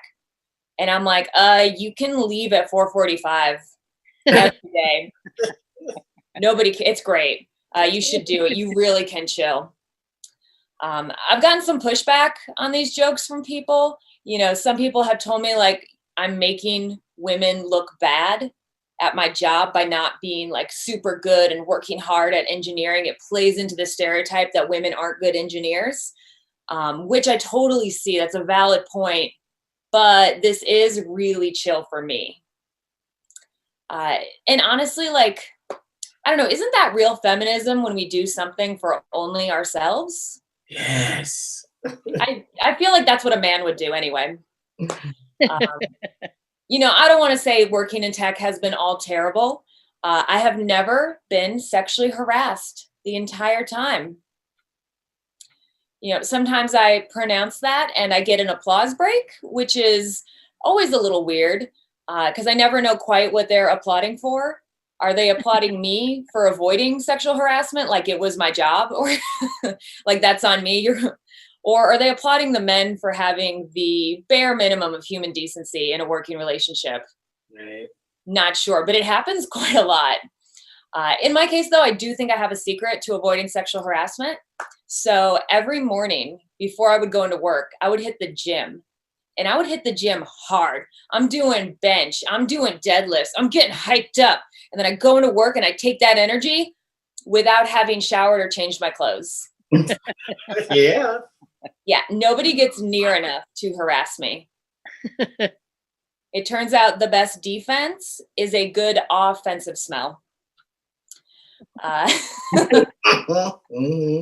So I would say tech is getting better, at least at paying lip service to some of these issues, getting so much better at the lip service. And I've even come under fire myself. You know, I think it's expected that I will be sensitive to women's issues, being a woman myself, but I still am an engineer. Maybe let me give you guys an example. So the last time I did a security training before the pandemic, we were all in a classroom. Oh, remember that? All gathered together, just breathing on each other without a care in the world. God, I can't wait. I don't know about y'all, but at this point, seriously, I am looking forward to DMV trips. I miss Bart. I honestly, at this point, I would go to an orgy just for the eye contact. It's getting bad, y'all. So this was back, you know, at the time I was annoyed because I didn't realize how amazing it was to be in an enclosed space with other people. I did not appreciate it. But we're doing a security training and they made a little module for us. We go in, we start doing some exercises, but first thing we do, make a little username, make a little password, and now we're boopity boop. 15 minutes in, the instructor says, okay, I'm going to project the leaderboard of who's doing the best in these exercises up behind me. And that would have been cool, except I had chosen the username Balls. Oh. Because I thought it was just for me, and I have the sense of humor of a 14-year-old boy. So suddenly, we look, and Balls is projected up on the leaderboard. That's right, I was number 3. I should be good at my job. I choose not to be. It's an important point. But the instructor sees Balls written up there and goes, you guys, what is this? Do you think this is funny? This is juvenile. Yeah. You know what? This is the reason that women don't want to join tech. Who did this? And luckily, they didn't have them associated with us at all. So I could just sit in the back looking around going, oh my God, who did that? That's so gross. You know what? I am so offended. I think I have to take the rest of the day off. Honestly, it's terrible. You know, I am dying in the pandemic, mostly because I found out the extent of my extroversion. Bad time to find that out. And I gotta say, realizing that I'm an extrovert has made me like kind of look at the world a little bit differently.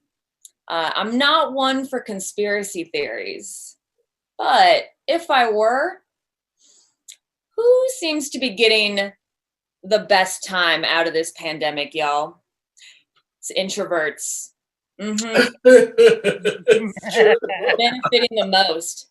I see all of you whenever I, chat with somebody from work and I'm like, how's it going? And they're guiltily saying, it's not actually that bad. I'm kind of loving it. I see you. You're just so relieved you haven't had to come up with an excuse to cancel plans in 9 months. Yes. Some of us over here act like a golden retriever every time they see someone in public. It's like, you guys, I have nostalgia for Bart. That's a level of like pandemic isolation that I never thought I would reach. It's what it is. But, I'm trying to look on the bright side of things. I don't know if you guys saw, but Google and Facebook have been sued for violating antitrust. Isn't that sick? A government that's actually trying to do something. Right. Wonderful. On the other hand, tech does seem to be pretty divorced from the rest of the country. I don't know if y'all saw, but DoorDash and Airbnb had IPOs in the past month, and they are doing gangbusters. Which, for DoorDash, okay, that makes sense, right? Because a company that's getting doing deliveries in the pandemic, that makes total sense. They're going to do well. And then for Airbnb, it makes sense because they're a travel and vacation related company. So that makes sense that they're doing well in the pandemic too. I'm going to end with one piece of good news, you guys. I recently found out that Google has a group dedicated to researching the ethics of artificial intelligence. And I think that's great. I found this out because they fired a prominent researcher who published a paper talking about some of the pitfalls with Google's artificial intelligence. Not a great find that out. Now, I don't know much about artificial intelligence, but I do think Google should hire me. Because while I'm there, I won't do anything to criticize Google, mostly because I won't do anything. All right, thank you guys so much. I've been Annette. Annette Mullaney, ladies and gentlemen. Oh my goodness. Yeah. You know what? I don't ride BART, but in this time, yeah, I'd go for a ride. I miss people, and then I go to the grocery store, and then I rush right back home. This next comedian is fabulous. I'm so glad she was able to make it here this evening. Her writing has been featured in the New York Times, and that is good. And she's also been on NPR's Fresh Air with Terry Gross. Ladies and gentlemen, Zara Norbash. Hello. Hello. Thank you, Debbie. Thanks for having me. And yeah, I did this for you, Annette. This right here. Boom. Wow, sisters in tech.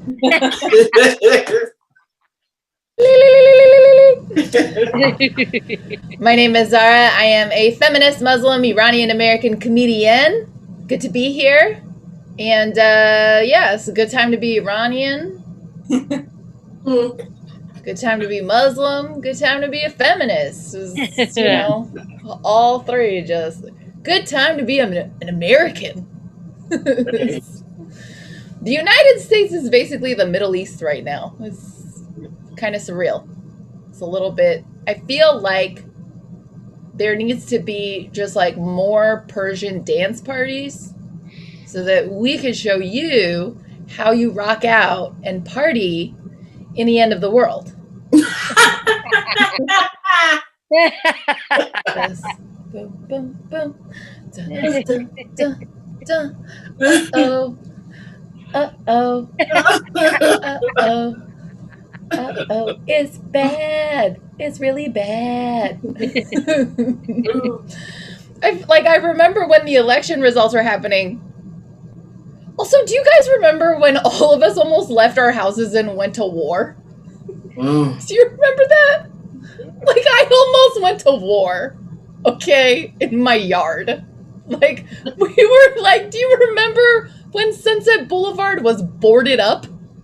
It was boarded up on election day, like, oh yeah, 2 weeks ago. It was like 2 weeks ago. What, 3 weeks? Maybe 3? I don't know. What's time? It's 2020 still. Oh my God. Like, I literally went from like, I'll smash this bottle of wine open and cut somebody in the jugular to, oh, I could drink the wine? I could just drink the wine. I'm going to just drink the wine. Okay. I feel like basically all of the United States, like 72 million? I don't know. What the fuck are the numbers? 75 million people in the United States were like, holy shit, I might have to fuck somebody up. Or 69 million people were like, I don't know, I want to try dying in the street. I just want to try it. I want to try civil war in the United States. I just want to try it. Like, I don't even, and as an Iranian, it's just surreal. It's surreal because there is only one time that you have civil war in a country, and it's when every other country in the entire world wants you to collapse. That's when that happens. Every other country in the entire world just goes, what's happening over there?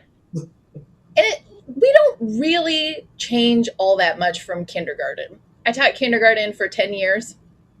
Anybody else? It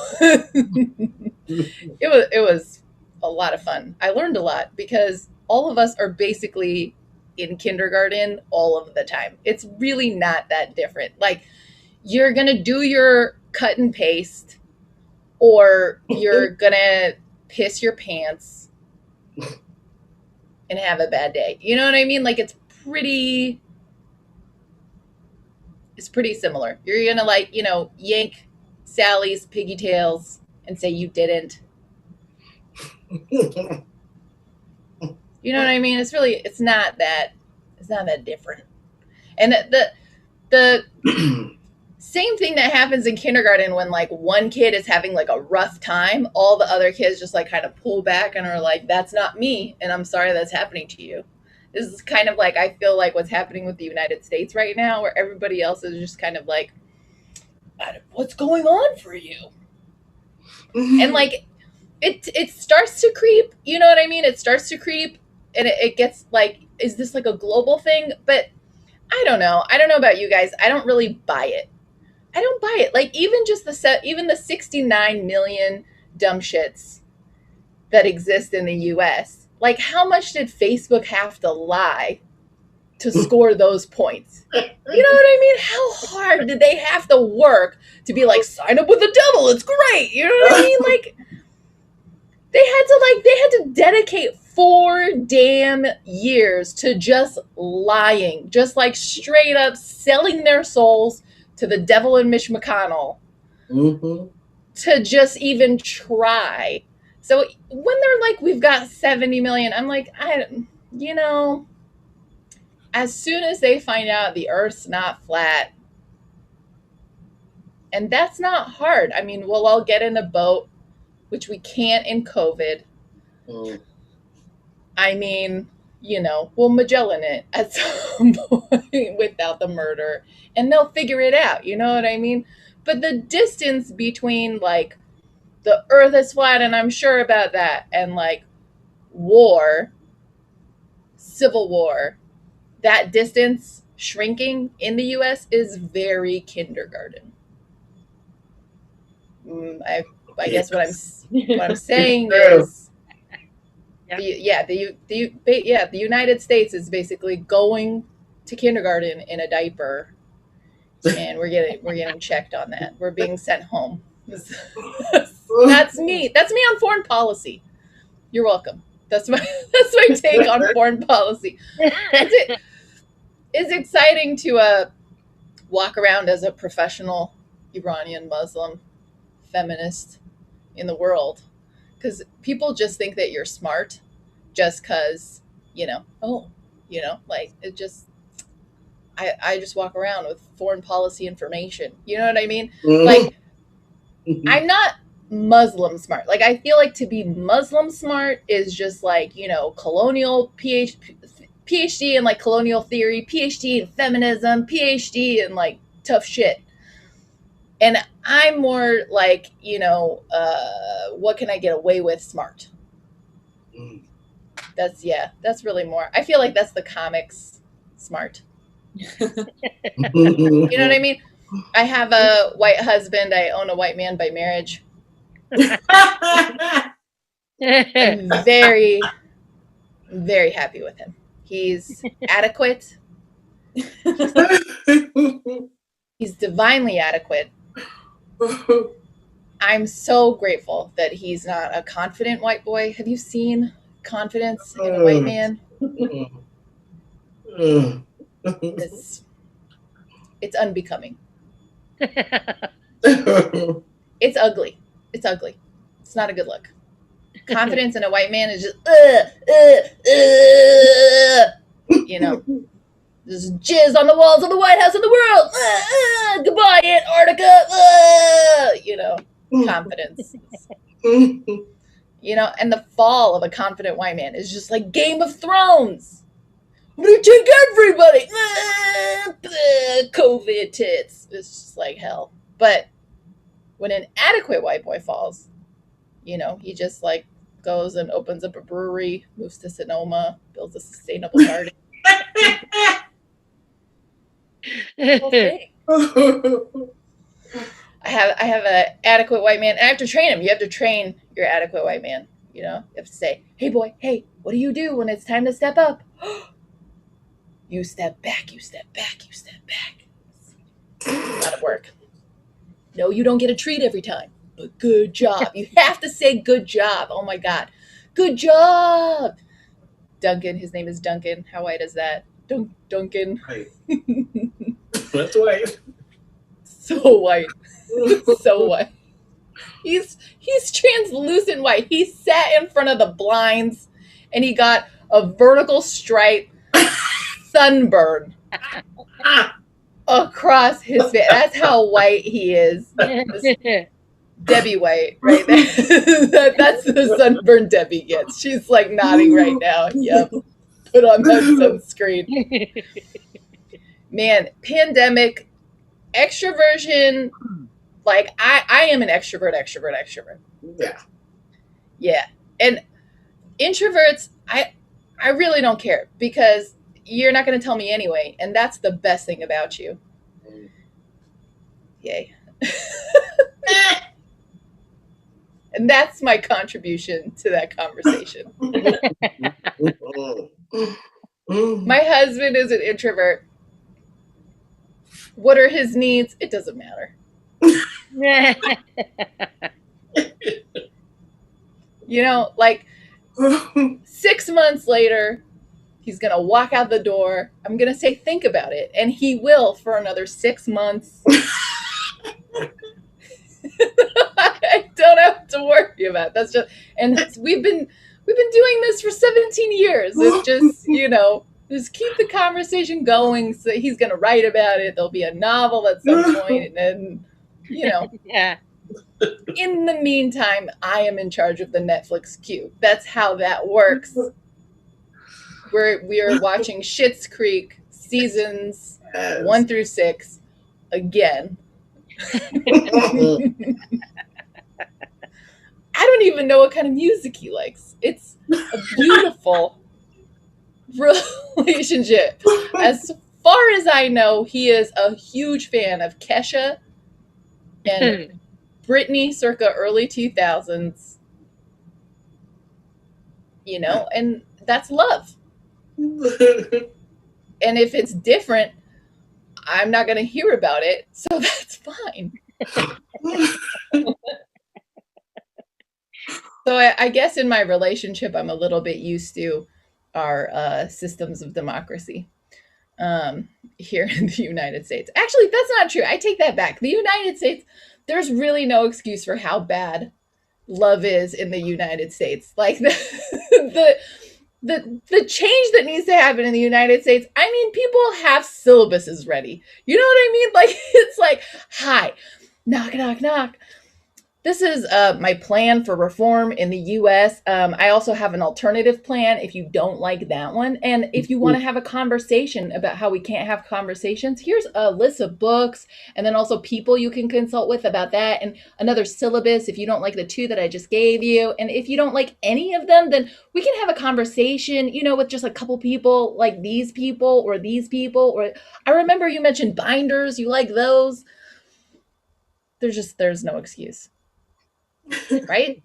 I don't have like a joke here yet, even though it's almost my closer. I just have a series of observations. I read a lot of books, as evidenced behind me in my fake wall, and I have opinions about them. I grew up different than my husband because I had expectations on me. He didn't really have, nobody raises a white boy. You know what I mean? They just kind of shove him into the world and say like at some point somebody's going to say no and you'll figure it out. You know, like that's how white men are raised. I brought home my first report card when I was a kid. I got an A-. I mean, the Iranians are hiding appropriately. You just don't do that. My dad was like, what the shit the hell is this? And that's all he said, but with immigrant telepathy. I heard him. We did not escape a revolution and swim the Atlantic Ocean and kiss the feet of the Statue of Liberty for you to get an A- in algebra?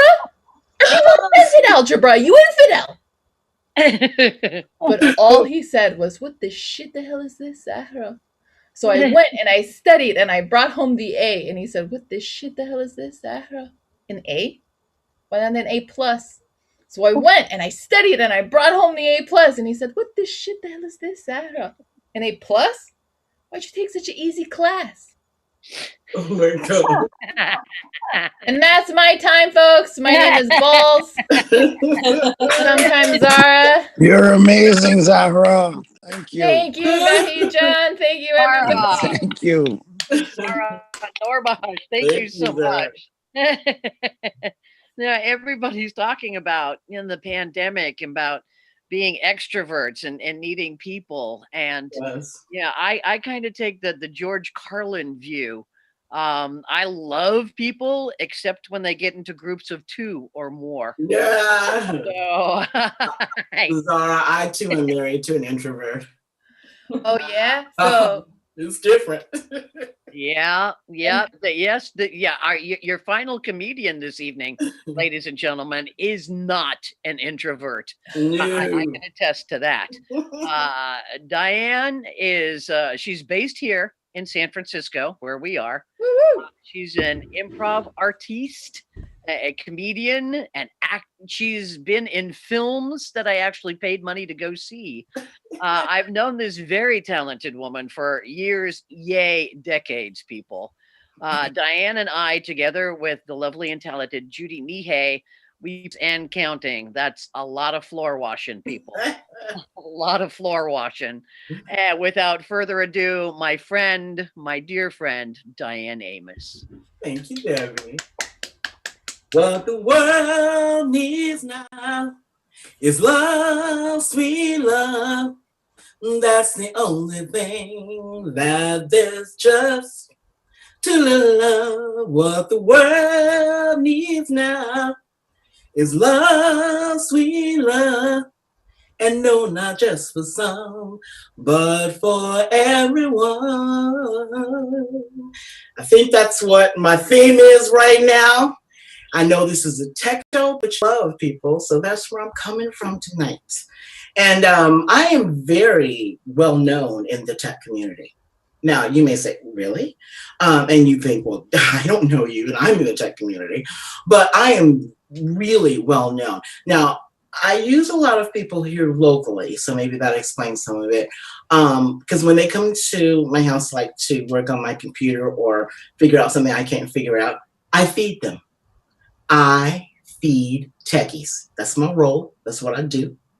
And they are so happy that, like, I don't remember what they taught me the last time that they were here, or can't find the piece of paper that I wrote down on. They're like happy to come back. It's no problem. They're really stoked that I don't know the difference between a tab and a window. Whatever. I mean, they take delight in the fact that I cannot email a headshot from my desktop computer folder to someone. I don't know how to do that. So they're happy about that. They totally do not mind doing any of that. You know why? Because my fried chicken is banging. Because my macaroni and cheese is deep. Regular and gluten-free. I got you. You understand? I got you. And let's talk about my meatloaf. It's the #1 meatloaf in a 12 meatloaf cook-off. That's right, #1. You want some of this. And if you're vegan, I'm there with you. I make a badass mock pot pie tofu creamy skillet bake topped with vegan biscuits. Shut up. I mean, that's real in my kitchen. These techies know where to come for food. And I can do roasted vegetables. Hey, Mediterranean, I'm there for you. I will serve you a platter of roasted vegetables with warm pita and homemade tzatziki. Yes, homemade tzatziki. And if you need chicken, I got that for you too, right on that platter. So we can do that. And don't even get me started about my tacos, my turkey tacos. I met my husband. He's half Mexican, half Italian. I said to him about 3 months in, I said, I make really good turkey tacos. He said, baby, I really prefer beef. I said, okay. So I made some beef taco meat and I put it in the fridge. And I served his ass turkey tacos. And he ate a couple. And then he ate 3. Then he ate 4. He ate 5 turkey tacos. At the end, he's like, oh, baby, those are some of the best tacos I've ever had. I said, really? He said, yeah. I said, turkey. Don't mess with it. The first trick I ever played on my husband, and haven't had beef tacos since. And my enchiladas, come on now, after Thanksgiving, I deliver my turkey enchiladas around the city. Deb Durst, am I lying? Yes, I do. And people wait on that shit. No. Happy to serve that to any Latina representing. It's okay. So techies know where to come for the food. And if you're vegetarian, I got you too. I can make like a fabulous roasted beet salad with a fresh basil chiffonade, a little feta cheese, a little drizzle of olive oil and fresh lemon. Come on, we gonna go. A fake feta for the vegans. I know, I got that too. And if you're an early bird and you come to my house early, I will make you the breakfast of your dreams with breakfast potatoes that will make you weep. You'll be crying in your biscuits. So yes, the techies love me. I love them. I need them. They need me. I feed techies. So here's the real deal. They love how tech pitiful I am. They love that note. I think they know. So here's the real deal. During this pandemic, I found out 6 months ago that you can tap your credit card. I was like, shut up, tap it, come on now. I just want to go buy some shit so I can tap my credit card. I was like, this is so great. I was like Alice in Wonderland out there. I was like, oh, what else can I do? I went to the first time in the pandemic, I had my first outdoor eating experience. And the waitress says, oh, just hover your phone over the barcode taped to the table so you don't have to touch the menu. I'm like, stop! This is fantastic! I love it, fucking techies! This is the shit! I was like, what? Alice in Wonderland, what else can I do? What? A microchip for the Cheshire Cat in case it gets lost? Magnificent! Oh, wait. I can talk to my remote. I'm loving you. It's all good. I can talk to my remote. Wait, what? I can track my FedEx package in real time? Like actually know what city it's in real time? Like, get out, you techies, get out. Shit, I don't know. I'm old, people. So I don't pretend to know shit about tech. I just feed techies. That's all I do, but they love me. So Zara talked about being raised different. Okay, so my mom came out as a lesbian when I was 7 years old, and we were living in Indianapolis, Indiana. She fell in love, not with a Black woman, but with a Jewish woman. So I had a Black mom and a Jewish mom. Did you hear that, people? A Black mom and a Jewish mom? That is a lot of mom to overcome in one psyche, right? That is therapy shit right now, right? And this is back in the day when people were not doing that. And we had no other kids around us who had 2 moms, trust and believe. So with the Jewish mom, hence the move to San Francisco. So we get here to San Francisco. It's like, oh, wow, it's so different. And white people actually talk to you. It's like, well, hey, you too. It was like the year before the summer of love. And, the hippies. It was so awesome, right? They're totally different from Indianapolis. Trust me. And my mom was like, well, she had 2 kids, me and my sister, and then my Jewish mom had 2 kids. So there's 4 of us, right? And the first holiday season rolled around and no one knew what to expect in our house. And we didn't really know what to expect that first holiday season. And so people would come over and there'd be Black children in the living room singing. Oh Hanukkah, come like that menorah. Let's have a party, we'll all dance the horror. Yeah, see what I mean? It's kind of weird. It's a little bit like the Pips do Hanukkah. But it worked out for us because really there was a lot of love in that house, which is totally what it took to get us through with all the racism and stuff we had to deal with as a family. People thinking that, my mom was her maid and we were the kids. Whatever. So we had to really stay positive. And one thing about that having two moms is we did stay positive. They were strong women, which I totally appreciate. Oh, wait a second. Speaking of strong women, I just had a thought. I am so thrilled at what Lizzo and Megan Thee Stallion are doing for Brick Girls. I can't hardly think. She has got us like feeling we're the shit. We got all this titties and booties and thighs and every body shape though. She's like, everybody's body is good. Male, female, transgender, your body's good. And she don't have to do much words, does she? She's got it going on like body yada yada yada yada yada. Hey, body yada, over and over again. It's kind of like Baby Shark for rappers. Think about it. It is. It's kind of like that. Wow, Megan Thee Stallion, you got it going on, girl. So now, I just had to share that positive women on that thought. So my birth mother went back to school when she turned 40 and got her bachelor's and her master's, and then 4 specialized degrees in special education. And she was in special education in San Francisco for many, many years. So she was 5'1" chocolate fury, my mother Pearl. I've seen her pick up women at bus stops, old ladies, and take them to church. I've seen her break up a fight between 2 knife-wielding brothers, for real, and not get cut. I've seen her attack a woman in a parking lot with a tire iron because she didn't let her back in line when she stepped out to get her deposit slip. So my mother, very educated woman, she was very hood at the same time. So with that in mind, I have to tell you this story.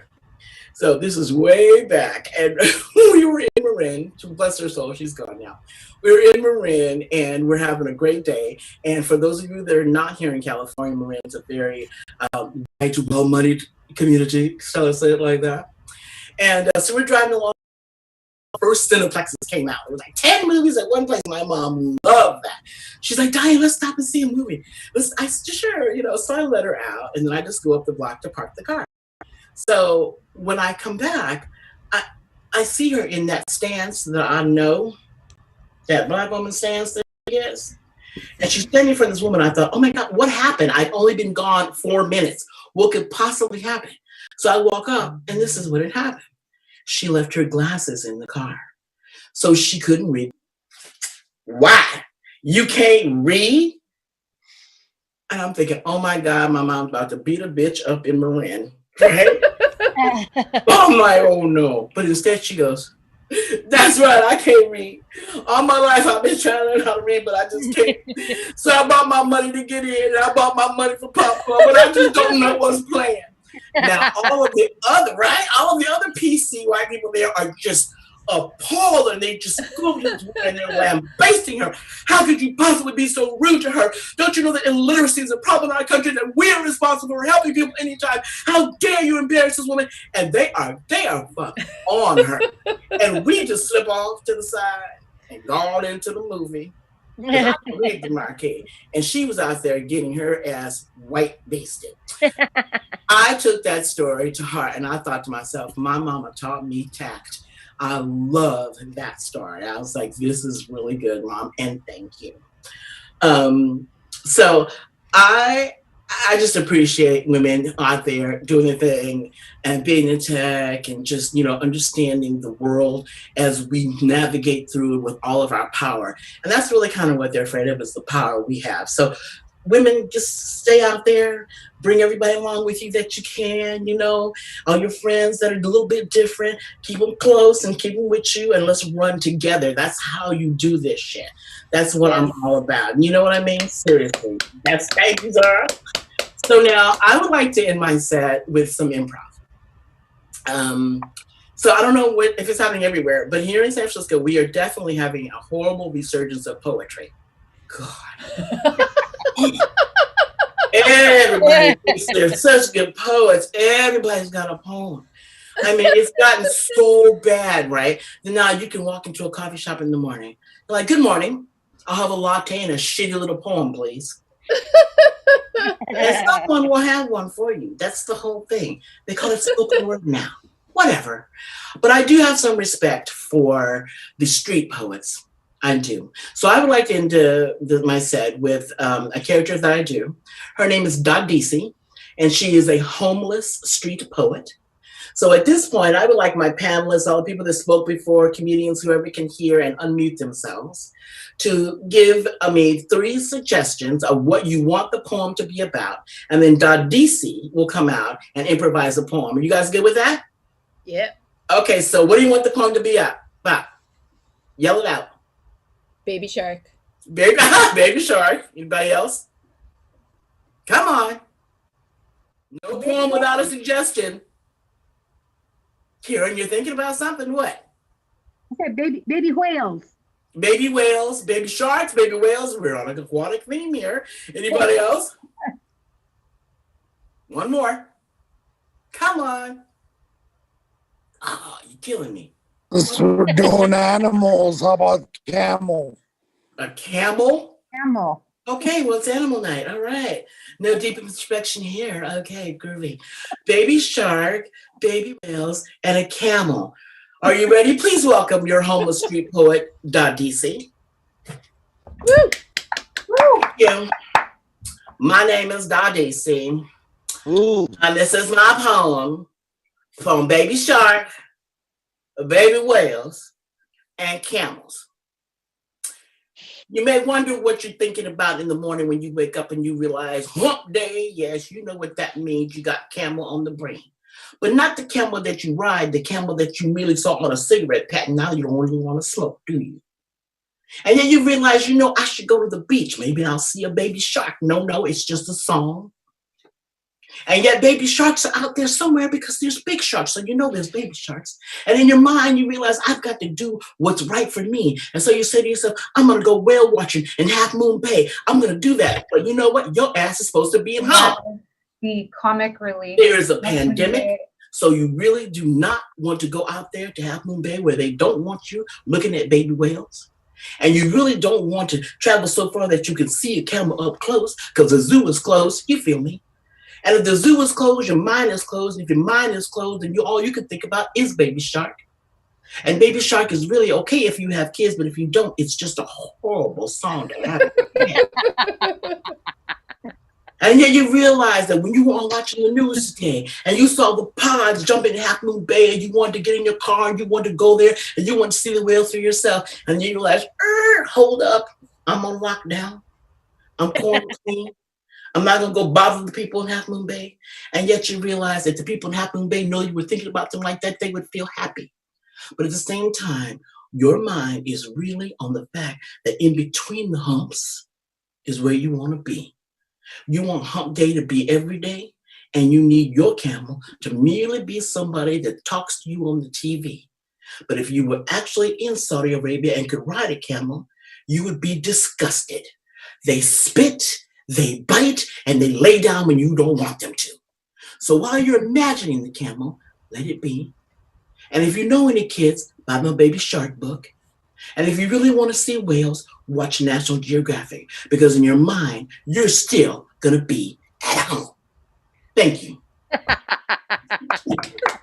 That's poetry, people. That's all I got. Thank you so much for having me. Thank you, Diane.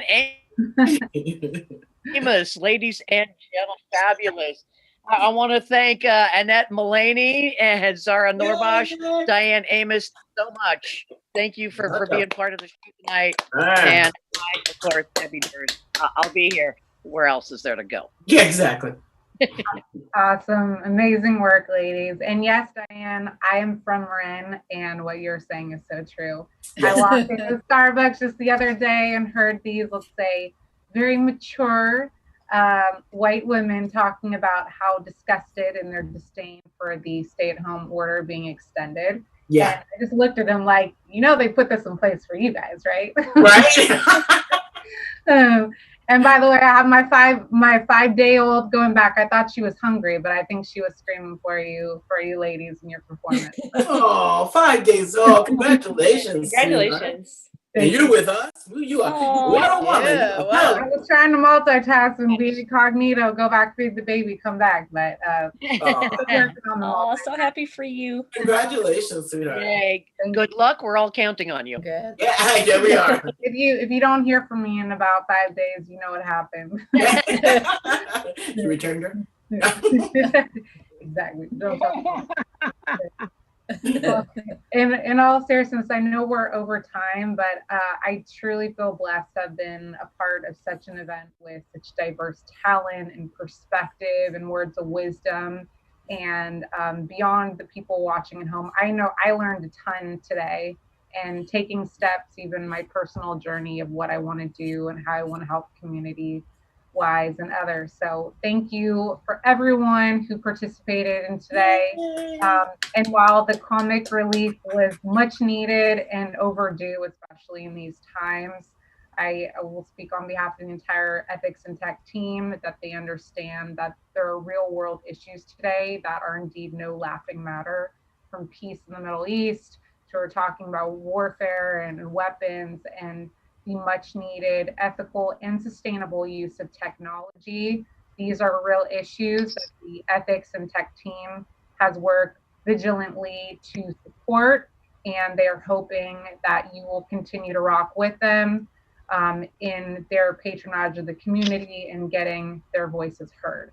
So with that, I would like to offer Christina and Vahid an opportunity to give their final words before we close out of here tonight.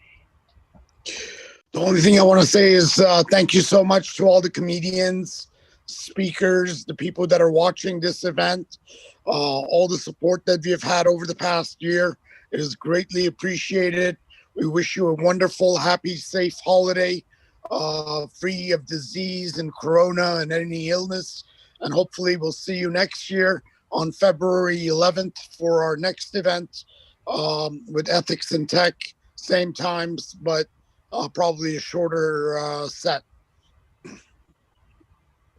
Right. Definitely. All right. Yes. That's and it. Thank you so much, everybody. Thank you. Thank Take you. Thank care. you for having us. Thank you. I was Thank you honored so to be much. part of tonight. Holidays. Happy holidays, everybody. Stay Everybody. safe. Happy Happy holidays. holidays. Happy Hanukkah. It's that baby. Happy Hanukkah. Bye, guys.